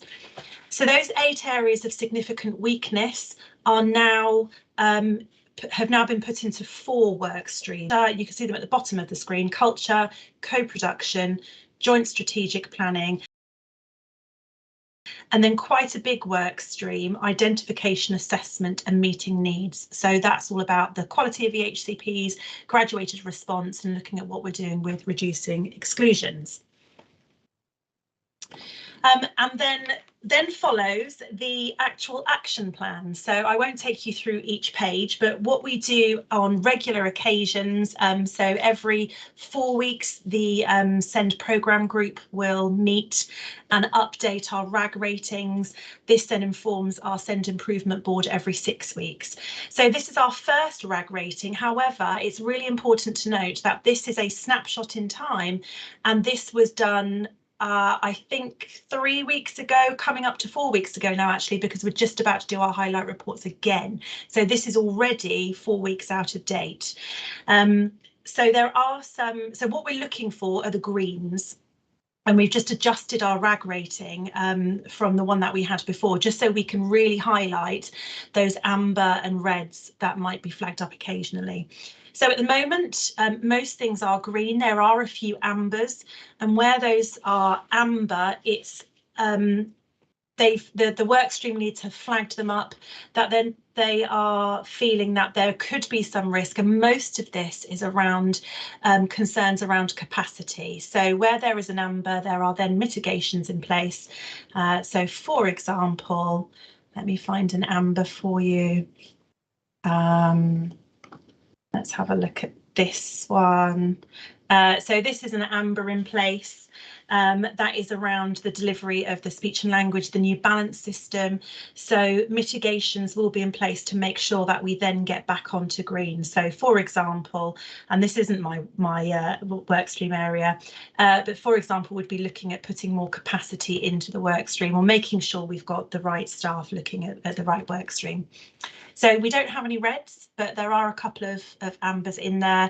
There are some that haven't yet been started, and we should have started them, but those areas, for example, are reliant on other actions being completed. So for example, my work stream, I'm leading on co-production. We can't progress a couple of the actions until we have agreed one of our major actions, which is the reviewing the co-production charters that we've got in place for our parents and for our children and young people. So I will stop sharing my screen now. So I won't take you through the rest of the report, but I'm sure you may have some questions for me. Thank you for that. Yeah, if I may start, I've got a few things. I'm sure quite a few other people have. Just going to the RAG ratings, because that was something which and I've put here any changes since publication. You've already gone through that so there's a few which actually are due to be completed actually today, tomorrow, around then. Yep. So hope that they've gone blue, have they? Just asking, but the next meeting this is coming to, I think is July. I think it's coming. I personally would like some of the items are either going to be just starting around then, So my thought is it'd be quite good for us as a committee to look at some of the things which are just underway. It's one of our focuses in July. I don't know whether people think that might be a good idea, rather than making it such a broad, because it is a big piece of work, this, isn't there? But to actually focus in on things which are happening now, as it were, or now when we're there. The co-production is quite a thing, isn't it? So let me just read my notes here, just give you a moment. So what the co-production has been an issue in the past. And I was wanting to know, we've got parents, we've got children, we've got young adults. Are we getting the co-production with those young people who don't have an adult to speak for them, as it were? Because they're the ones I feel could be the lost ones, because in Sandy, if you have an adult who is fighting your corner, as it were, the co-production can happen there quite easily, but there are some young people who don't have an adult to fight their corner, and I'm just asking, how do they get involved in that co-production? So we are employing a participation worker. So we're employing a co-production worker and a participation worker. So the co-production worker will make sure that co-production is fully embedded in everything that we're doing across SEND services and children's services. The participation worker is going to be working directly with children and young people to do exactly that, to make sure that their views are heard. So we're in the process of advertising and recruiting the participation worker, and in the meantime we've identified a youth worker who's going to be working on the co-production charter, which our very lovely Becky McDade started a few years ago, and they're going to be building on that co-production charter to make sure that we go out to a really wide variety of young people groups, of children's groups, special schools, mainstream schools, to make sure that we've got a wide range of views in terms of the charter will agree on how children and young people want to be involved, how we speak to them, how we communicate to them, and the level of involvement that we want, and then how we feed back to them. Thank you very much for that answer. Can I have anybody else would like to? May. Thank you, Chair. As the term participation worker was actually mentioned, so in the report, page 58, it talks about the creation of this post. And because this is quite a new area for me, I'm reading it and I'm thinking, this is actually going to be, from a resource point of view, actually adequate, simply because if you only have one person in that role, doesn't create a resilience. So if that person is off sick or the person's on holiday, you have a gap. In what I see is quite a key role. Yes, so this person won't be the only person who is seeking the views of children and young people, but yes, they will be heavily involved in them. But we also have our SEND case officers who co-produce plans with children, schools which are working with our young children and young people in terms of the graduated response. So I see your point about that one person, but they won't be working in isolation. Okay, thank you, Chair. And I guess it's just one of those things where we'll kind of keep a watch over it to see if it is actually working from a resource point of view. No, you are certainly right about that. Sandra, you looked like you were going to ask something a moment ago. Yeah, trying to preempt, you see. Yes, you saw me fidgeting, so you knew I was going to say something. I was just going to sort of say that I am a member of the SEND Improvement Board, so I am very much aware that there's a huge amount of work currently taking place. And I was going to ask about co-production, but you pinched the question from me. Sorry about that. What I was going to say as well was that I'm aware that I'm aware anyway, that there's an Ofsted monitoring visit coming up on the 27th of April. Yes. And I was just wondering whether or not this committee could have an update following that visit so that we know exactly where we are. That'd be helpful. Yes, so we sort of chair and organise the sort of rough agenda for that meeting. So we will be sharing an updated RAG-rated written statement of action. So as I said, we're just in, will possibly be just in an we'll have one RAG-rated just coming up, and then I think there'll be another one that will happen just before our monitoring meeting. So we'll kind of be sort of 2 steps ahead of ourselves. So absolutely, yes, I can share with you the views. You know, we need to have shown that we've made some improvement against those 8 areas of weakness. You see, you've done it. You've pinched my next question now as well. You see, so but I've got an answer 27th of April as a part of it, because I was at another meeting where they talked about appreciative inquiries, not ours, but others, and I actually now understand them much better, actually. And so understanding that idea, looking at the Ofsted meeting in April, what are Ofsted likely to see which has shown improvement, and again, how can those improvements be used to inform other areas? So very similar to how Kathy explained the data with which we hold ourselves to account for children's services for social care, it's the same for SEND. So we have got an updated scorecard that we use, which shows some of our key data points. So we will be sharing those improvements. Again, as Kathy said, we've got you know, we'll be using staff surveys. We will be using, you know, key figures like timeliness of our EHCPs. So there'll be a number of things that we'll be able to show to the DFE in terms of our improvement. Thank you. Has anybody else got any questions before I go for my next one? Yeah. Jane. Thank you, Richard. Yeah, thank you, Sarah, for presenting this very comprehensive report. I'm just interested, I can see it's the bit about the permanent exclusions and trying to get those numbers down, and fixed term ones. And I see that the milestone start date is not until September. This is on a reference focus area 37. Mm-hmm.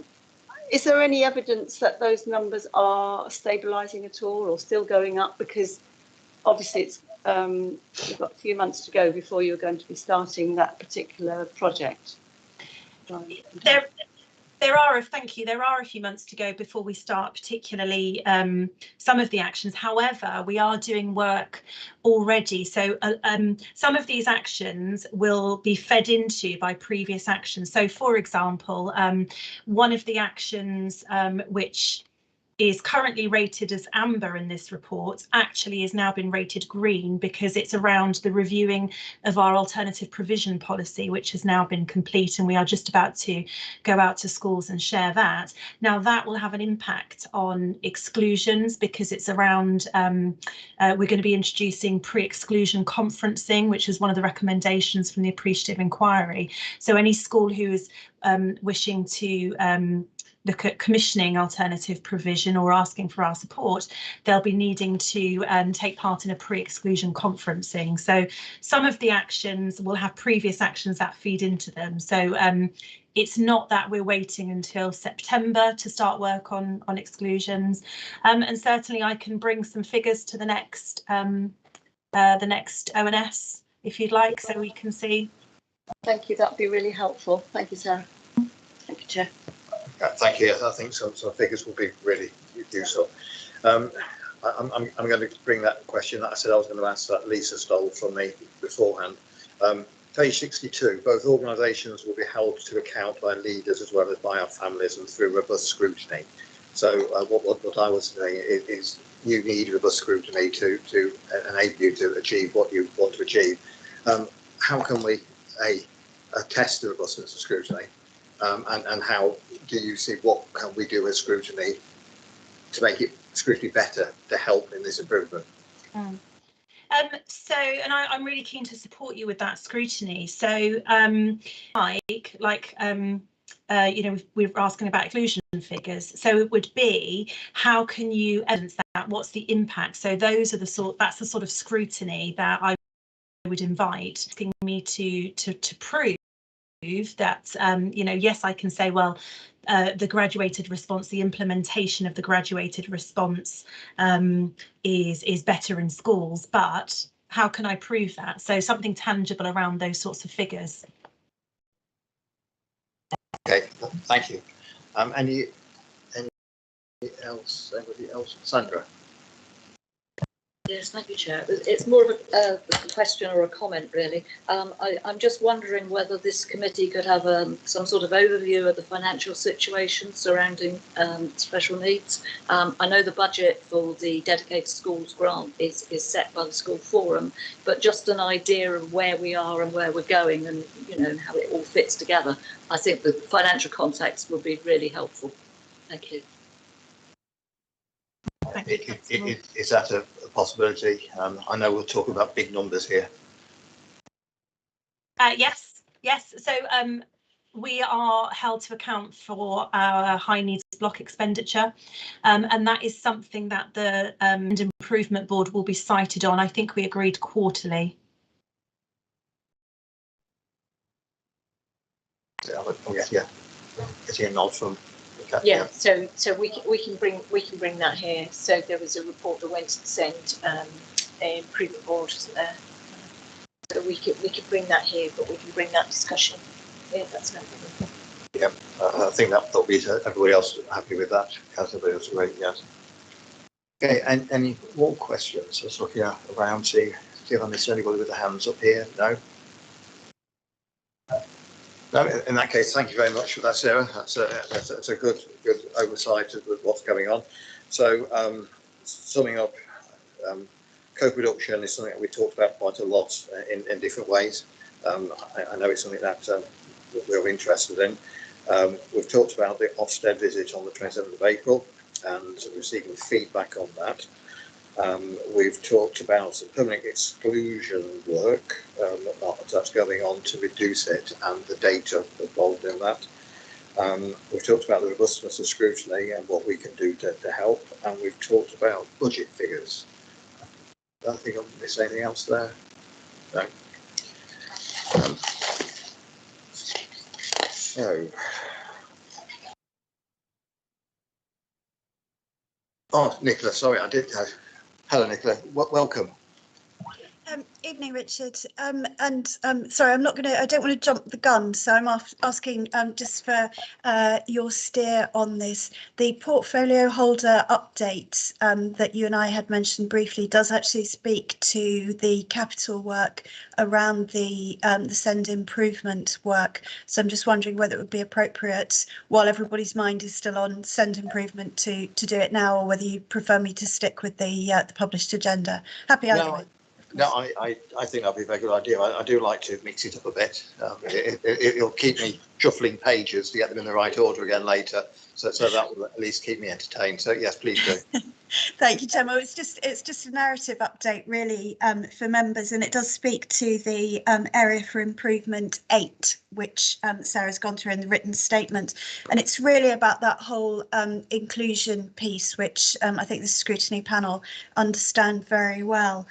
You remember that back in the budget just over a year ago, Council allocated a sum in the, they allocated £10 million to go towards a SEND capital investment.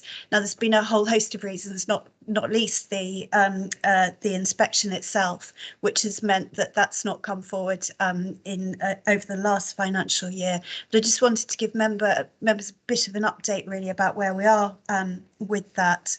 So the council got in touch with all schools asking for expressions of interest, and this is around not building a new school, but seeing what existing capacity there is within our whole school estate, and by which I mean maintained schools, academies, and so on, for innovative ideas which would enable our mainstream schools to keep children in that mainstream provision. And we know that some need some specialist accommodation, others might need to rejig their campuses to provide something a bit different. So we've had in the region of, apologies, I don't have the exact figure, but I think it's 34 or so expressions of interest from a number of schools right the way across the geographic, across the sectoral spread. So we didn't, we were completely agnostic as to anybody's status. It's, you know, you're looking after BCP children, so how can we help one another? Some of those projects were a lot more ready. You know, some schools had were already itching to move forward on particular schemes, but we were quite strict in terms of our criteria that this should be for schools to better be enabled to hold children who might otherwise go into the special sector in mainstream education, so make the case for it. So we're progressing somewhere under 10, but over 5, and this number is a fluid one, as you'll imagine, because you know, some schools find that as they move forward they actually might want to do a bit more, or they might need to hold it back and do it as part of another capital bid. But I really just wanted to assure the panel that those discussions are live, that we're moving on. We're working very closely through a dedicated team of officers with schools to be pushing that forward. I can't really answer any specific questions, but I'm very happy to talk to the generality of it, Richard. But just to let you know that we will be reporting back in due course, and as you know, I'm champing at the bit to be reporting back as soon as I can when we possibly have something moving. But there is a very realistic prospect of some more places being provided to help with this inclusion and send improvement. And just alongside that, but it does touch on it, is the high needs block issue, which Sandra's mentioned, and I know members of this panel are very interested in.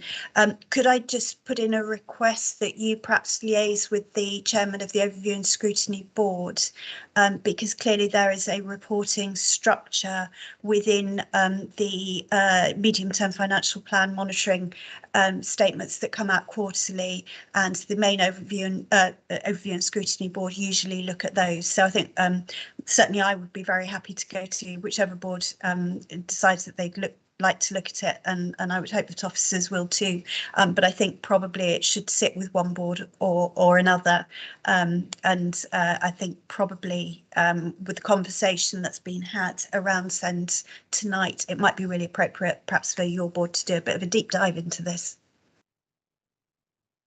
Yes, thank you. Rest assured we will have that conversation, and it'll either be that I go and join them, taking the views of this board there, of this committee rather there, or I'll invite the chair of the board to come and join us here, which is another way of doing it, because we have tried both. I mean, no specific questions, just general questions. It would be useful to know, look at the spend compared with the save. I know it's not all about money, and getting more inclusion within the school, I think, is the way to go, and aiding schools to do that. And also be interested to notice that the quality of what's going on within the schools is it's not just keeping the children in the school, it's the quality of what's produced. So that's what I'm interested in. Has anybody else got any questions or thoughts on this? Will we move on? No? Okay.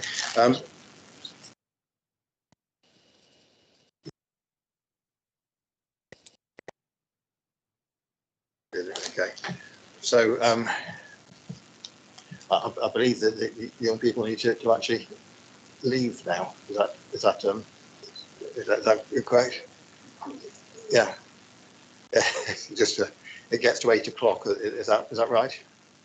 Yeah, we've got organised lifts for 8:15. So right. Okay. Right. Sorry. Yeah. I mean, it's a shame because I will say that this is the first meeting. In this the last 3 we've finished with 2 hours exactly within a minute or two. So this is the first one, and it's the shortest agenda we've had for a long time. I think that says something about what we've got to talk about, though.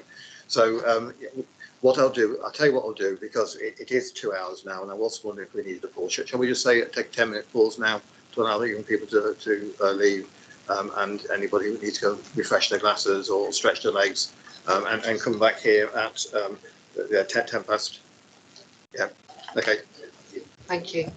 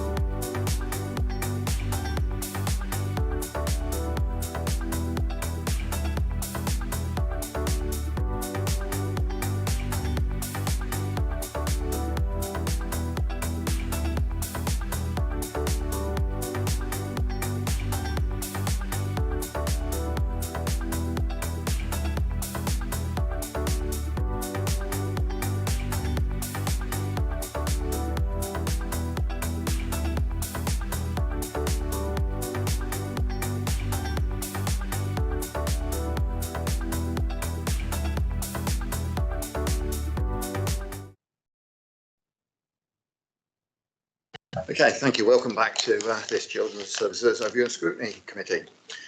We've just got a couple of items left to do. We're on item 9 on the agenda now, which is page 125 to 128 on our report pack. Post-16 provision and youth offer. So this item is on the agenda because members of the committee would like an understanding and to scrutinise the barriers to our post-16 young people in achieving the qualifications that they need to open job and career opportunities. And I'd like to welcome Kelly Twitchen, who is the head of the virtual school and college, to present the report. Welcome, Kelly. Thank you, Chair. Good evening, everyone. So I'm here today, as the Chair's outlined, to discuss our post-16 cohort. And for the most, that cohort consists of those young people in year 12 and year 13, which is the year after they leave secondary school. So for some of our young people, they will choose to go to sixth form college, which in BCP largely are attached to our schools. Some of our young people will attend our local college, Bournemouth and Poole. Some may travel. We have Kingston Moorwood in Dorset, and we have Brockenhurst College in Hampshire. Some of our young people, they may choose the apprenticeship route, all of which are encouraged by our team. You'll be aware that the raising of the participation age encourages young people to stay within education or training up until the end of year 13. And if they are working, that there is a training element around alongside that. So I won't go through the reports page by page, but there are a couple of points that I wanted to bring your attention to. So we've now increased the number of our young people in year 12 and 13 that are undertaking apprenticeships to 10 from 4, which was where we were at last academic year. So we're moving forward with that and really encouraging our young people to look at the opportunities that are out there for them and not necessarily going down the traditional routes of attending college. We are working within the local authority to try and ensure that we've got as many opportunities for our young people to undertake apprenticeships within the council. For our young people, that's not always where their interests lie. So we haven't always been successful in encouraging them to take part in working for BCP Council. That said, we do have a couple that are interested in some of those opportunities that we have available for them. And we're continuing to work with our partners within BCP to see where we can create those opportunities. We have now planned our holiday summer check-in. We did this during the summer holiday last year, and it proved really effective, both for our young people, for their carers, but also for the provisions that they were attending. So the check-in was really simple. We either contacted our young people by telephone to see what their results were, if they'd achieved what they wanted to, was everything set, ready for September, did they need any help or support, had they changed their minds. We do know that young people can do that. And if they weren't contacted by phone, they were given the opportunity to come and meet with us. We had an informal setting. We set up in Bournemouth Gardens and invited them down for some cake and just an informal chat about what they were going to do. We're going to continue that on an annual basis, and we'll be doing that again next year. Again, going into year 12, but also opening it more widely, certainly looking at our year 13s and where they're going next. Are they going to university? Are they going to go to work? But also for our young people, and in fact any year group whereby that they're looking maybe a little bit nervous or anxious about a transition. We also invited carers to come down as well, both on the behalf of the young person, so if they wanted to talk to us on their behalf, but also for them as well to alleviate some of maybe of their anxieties about that transition. There's a real focus from Ofsted, and although this is not all Ofsted driven, there's a real focus for that transition between year 11 and year 12 and making sure that that's as smooth as it possibly can be.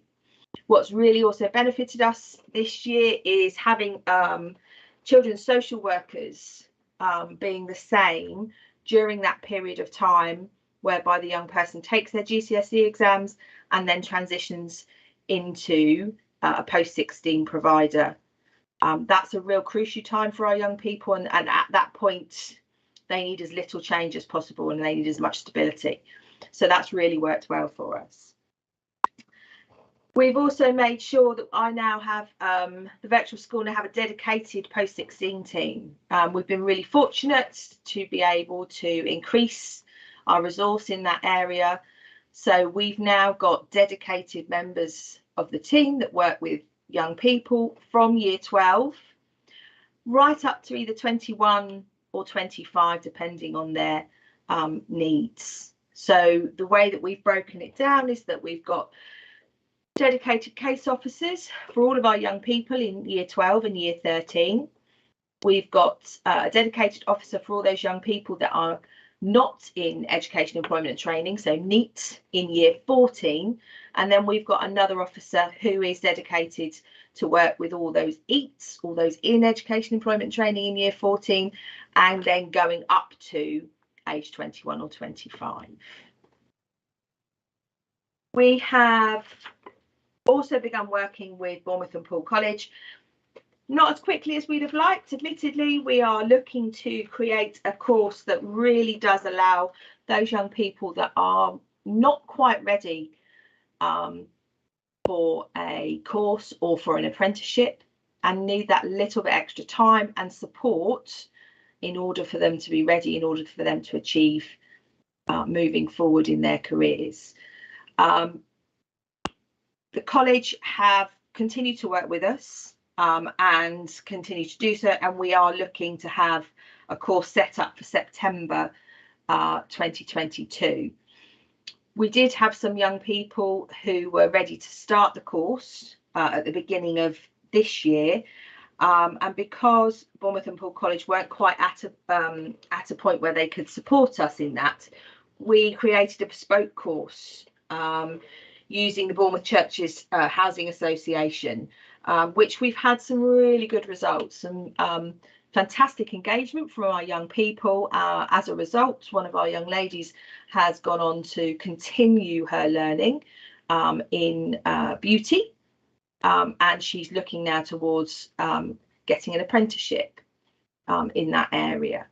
So some really good outcomes from that, and we continue to work with those young people to make sure that they are ready in September for either a college course or an apprenticeship.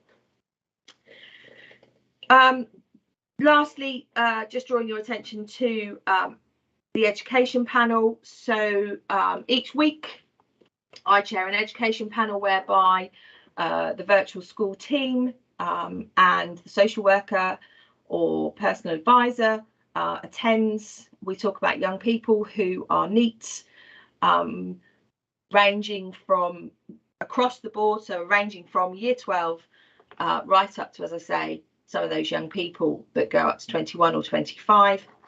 And we look at the barriers to what's preventing that young person from being EAT, and we look at ways to pull solutions together. If that may mean involving other professionals, that may mean some funding from ourselves, and we look to try and reduce those areas that are causing an issue and allow that young person to move forward on their journey into their chosen career. They were the points really that I wanted to highlight to you, and then to open it up to any questions. Okay, thank you for all that information. If I may just start with one question, because the role of the virtual school is changing, isn't it? I believe. Please correct me if I'm wrong. The new DfE extended role of the virtual school. So now it's actually all children who have had experience of the social worker in their entire life. Is that correct? So the extended duties for a virtual school head, as you say, have now gone out to all young people who have a social worker. So it's all of those that are open to young people to social care. So we have looked at this, and the most appropriate way to cohorts to look at are those young people who are either children in need or those on a child protection plan. But the role for the extended duties is very different to the role that we have for children in care. So for children in care, some of you will be aware that we receive funding from the government. It's called Pupil Premium Plus, and each young person in care is allocated that money. It comes through us. We monitor the spend and we work with schools to make sure that it's spent appropriately, and it's spent on ensuring that young people are reaching their potential and are improving their academic progress and attainment. There isn't that funding for the young people with a social worker. There are a significant number of young people that fall into that category, and to have a caseworker assigned to all of them isn't possible. So the new role, or the new extended duty, is a strategic duty, and it's about promoting education. So it's about ensuring that all colleagues, all professionals within BCP and our partners are aware of the importance of education, and how it is just as important for our young people who have a social care as it is for our young people in care or our children that have been previously looked after. So it's a slightly more strategic role, Chair, than it is for children in care. Right, yeah, because that's actually very interesting. Because I think nationally it works out about 10% of all children, doesn't it? Which is a huge number. Because what I was going to follow up with is, because you've talked about your plans, those plans I would imagine were formed before this change. Does that affect your plans that you've just gone through with us?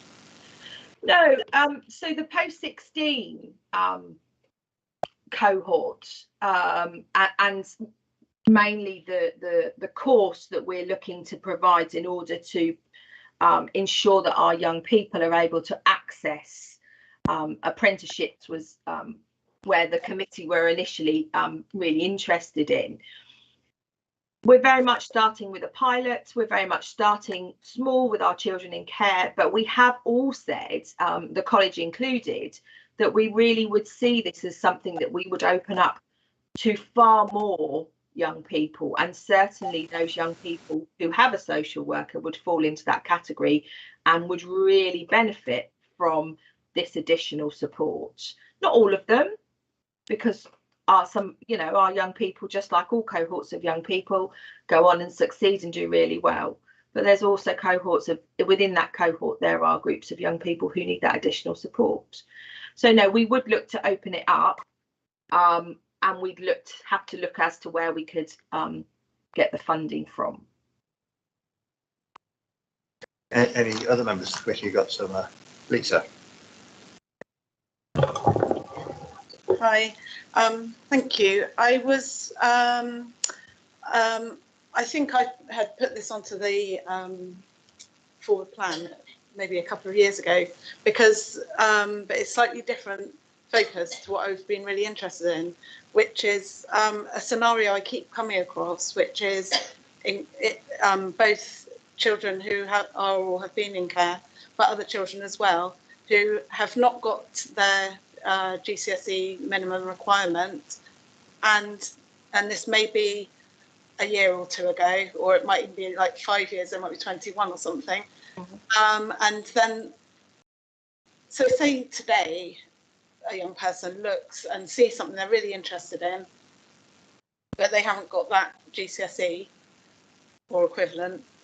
If you go and try and find out how to get that, it's such a laborious process, and you'll be signposted perhaps to some sort of assessment thing that you'll be invited to in June, and then they'll suggest a course a little bit like what you've outlined there, which is great for those young people. But if you don't want to be doing all these extra, like cooking and first aid, you just want to get that GCSE quickly.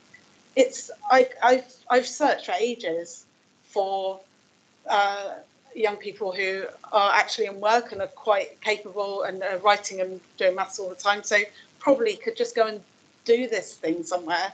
But also separated children seeking asylum who have gone on, dropped out and then tried to come back in, and then they've got this sort of, you're looking at a 2-year timeline, and the courses at the college are really disheartening, and you start it and you might actually, because they've got all this other infill activity, you end up, you've got to go litter picking, or you are not going to hit your attendance, and it's really disheartening and a really long slog. And often this is only to even get onto very also non-challenging courses at the college, because by doing these you only then get onto maybe a level 1 car mechanics, which is another whole year before you do anything to be ready to do a course. And I just find it really, really frustrating. But I think it affects the population of BCP, the fact that the population can't access this. And I think that's where we need to get better at signposting, because actually what you're asking for is out there. So if a young person is over 18 and goes to skills and learning, which are now part of the education directorate within BCP, you are able to access English and maths. Now, it's over 19 and it still starts ages away. So it's not like something you can just get to quickly. If you were to look today, you're going to be looking at, they just want you to go there and they'll do an assessment, but you have to make an appointment for that, and it's weeks away. And they're assessing you for their next intake in the following term, because I've tried that. So in relation to children in care, we don't have that restriction. So part of the course that we are looking to run with the college, we have funded. So the assessments you talk about are the BKSB assessments. So we are funding those for our children in care so that they don't have to wait. So English and maths will be an integral part of the courses that we're looking to provide, and they will be fast tracked. So we won't spend months and months and months achieving this. We will look to achieve this in a short, sharp, succinct time so that our young people can stay focused, stay on task, and not become bored. I think is probably the not the best adjective to use, but they don't disengage. So we're really mindful of that. Obviously, if a young person needed longer, we can take longer. We don't look to do GCSEs once they've left school. We look at functional skills because they don't take so long to achieve, and we look at them achieving functional skills level 2, which is an equivalent to a GCSE.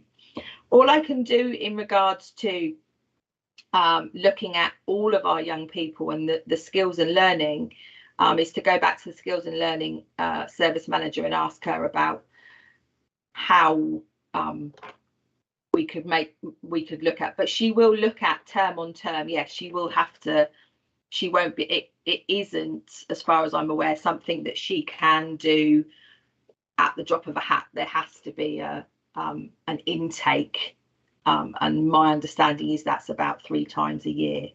But I can certainly talk to her about that and see how.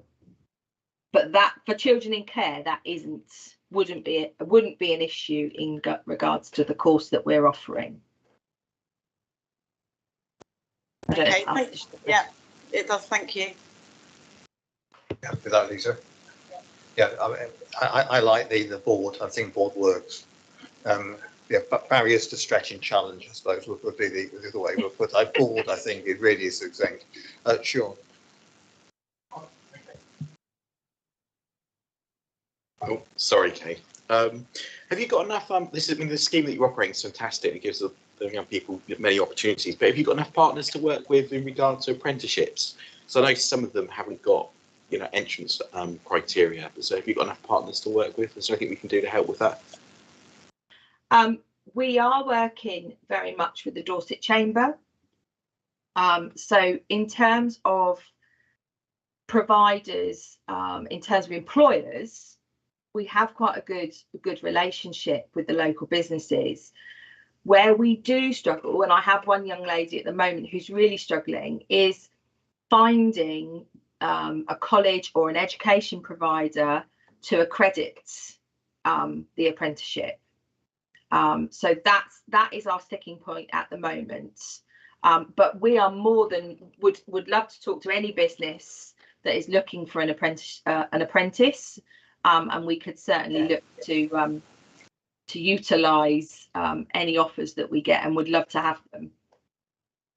Yeah, sorry, because I am sorry to declare an interest. Chair, I manage some of the leisure centres in Poole, and we've been struggling recently for apprenticeships. And also we take them through lifeguards, swimming teaching qualifications. So anything I can do to help with that, you know, please let me know, you know, in that role. That would be fantastic. To work with. And I certainly will get in touch. Thank you very much for the offer. Yeah, I think I'd add to that, because we have talked in the past about what councillors can do to help. I know we've had some discussions, but I think COVID got in the way of moving forward. What I'm hearing is that it would be good for councillors to know, be told regularly what you know, what is needed, what help they can bring to it, even if nobody can do it now. Sometimes keep saying it, and somebody might come up and here's a perfect example. Eddie. Yeah, thank you, Richard. I was just set back a bit by the number of apprentices that BCP seems to be taking up, because it's not that many years ago under the old Bournemouth Council. Certainly we had a lot of apprenticeships taken up in the nursery, and also under Gary Josie in the building services. So I'm not too sure where we've gone now under BCP, but there is a shortage of apprenticeships in the building industry. So they're crying out for apprenticeships, and if you signpost them in that direction, there is a lot of jobs vacancies in that line of field. Thank you. We work really closely with the maintenance team, and we have a number of our young people who are undertaking work experience. But again, it's not actually the buildings maintenance team have been absolutely fantastic in supporting our young people. The young person that I talked about earlier, where we're struggling to find a provider to accredit it, she wants to go into painting and decorating, and where we're struggling is to Bournemouth and Poole College don't offer that as an accreditation. So it's then trying to find a provider that will accredit it. So actually BCP have been great in terms of offering. Yes, we want apprenticeships. It's then trying to find the other bit that's causing us the bit of the issue. But we continue to work on it, and we will continue to find somebody. It just might be a little bit further afield. Can I just ask Eddie, and there's a couple of people, Bob, do you want to talk actually on this, because Sandra was this particular issue? It's on this, yeah. So Sandra, if you, right, okay, so I do just want to follow up with just ask you, Eddie, sorry. Were you surprised with the high number or the low number from BCP compared with previous authorities? The low number, because I think she quoted 4. I mean, in the past, well, Bob will probably know as well, but I think at one time under the Bournemouth Council there was 15 or 20. There you go. So yeah, there was that's what I was 4 thinking. last year, and we've moved it up to 10 this year. So you do feel there might be more jobs available in the family firm, is what you're saying? I'm not too sure why there's the take up's not there when we've had 20 in the past. Now we're down to 4 or 10. Yeah.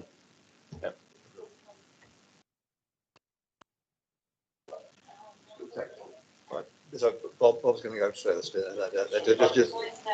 Is it okay? Right. So Sandra was actually first. So sorry. Yeah. Thank you, Chair. Yeah, post-COVID, some employers are now arranging for staff to work from home or have flexible working arrangements whereby the staff only work 2 or 3 days a week. And is this affecting, as it might well be because of the council, or likely to affect apprenticeships? Thank you. Thank you. Yeah, it has. It has affected, it has impacted. So up until recently, there were many, and still are, many services that are operating online. So even to offer work experience was proving really challenging because there just weren't people in the office.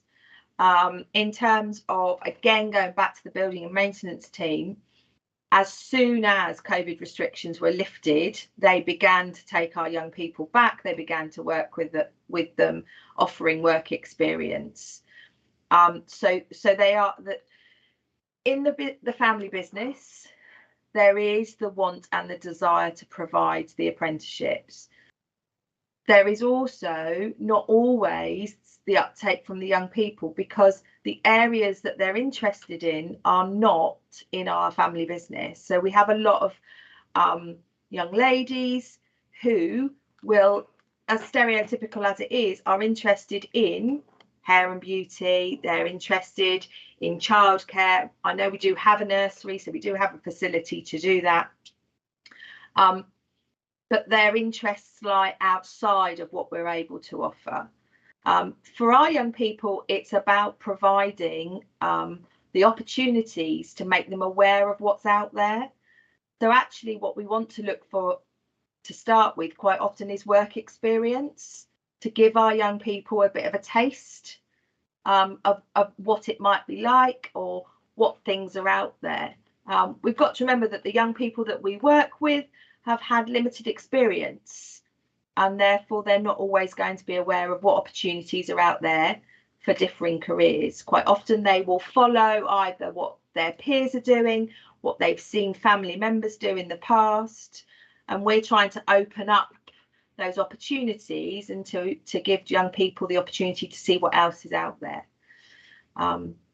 So we'll keep pushing forward, but we do know that there is support from our colleagues within the council to offer those apprenticeships.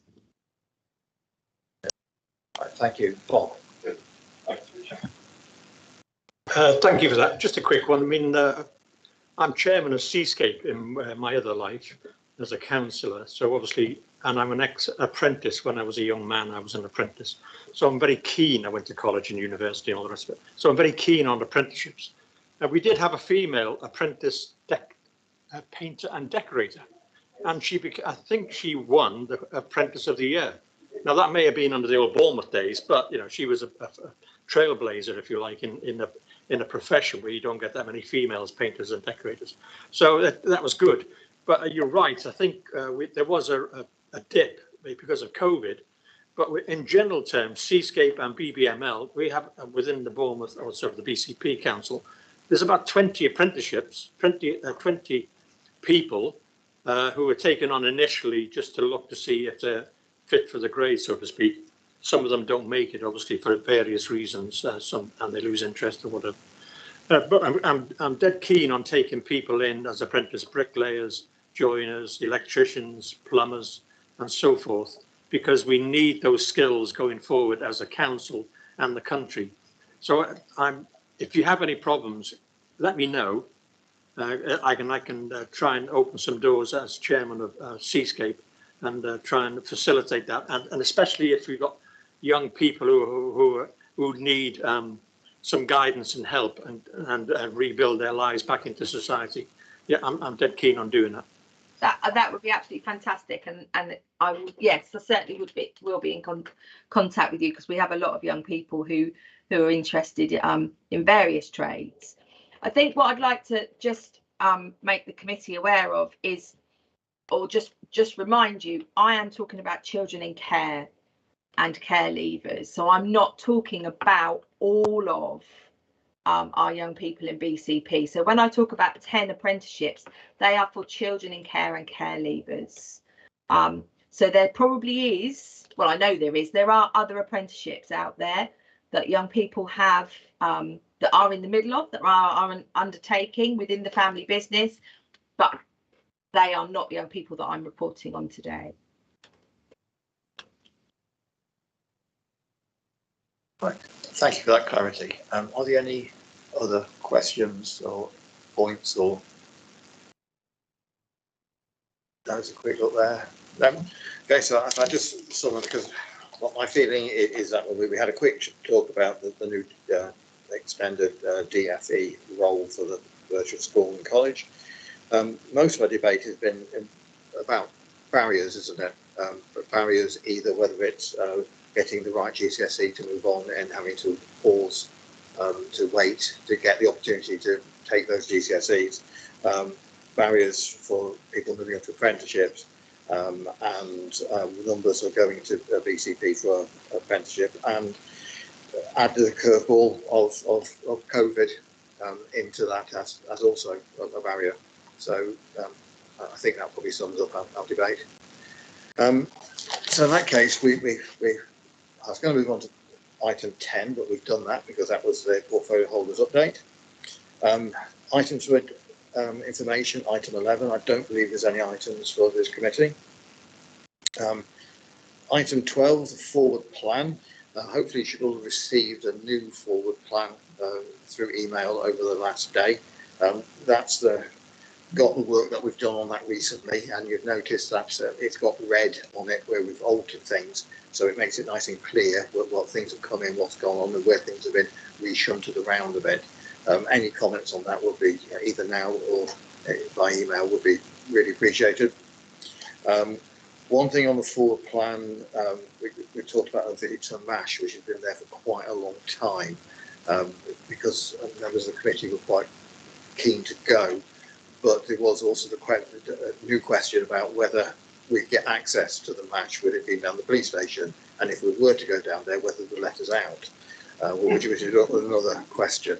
I'm looking at, do we have any answer on that? I know you're very new to the role, so I'm dropping something on you here, but no, that's no problem, Chair. You would need a particular security check, as I would, to go in and out, but whether that can be arranged, someone being escorted in and escorted out, I don't know. I'd have to ask that question. Yes, right. I know there's other ways of getting invited to visit the police station, but we shan't go. We shan't go there. Not today, anyway. So if I can leave that with you and see, again, I want to know whether people still want to go, because that might have changed, because the MASH was a big topic of conversation earlier, 2 years ago, but I feel it's probably not quite the topic of conversation that we had then now.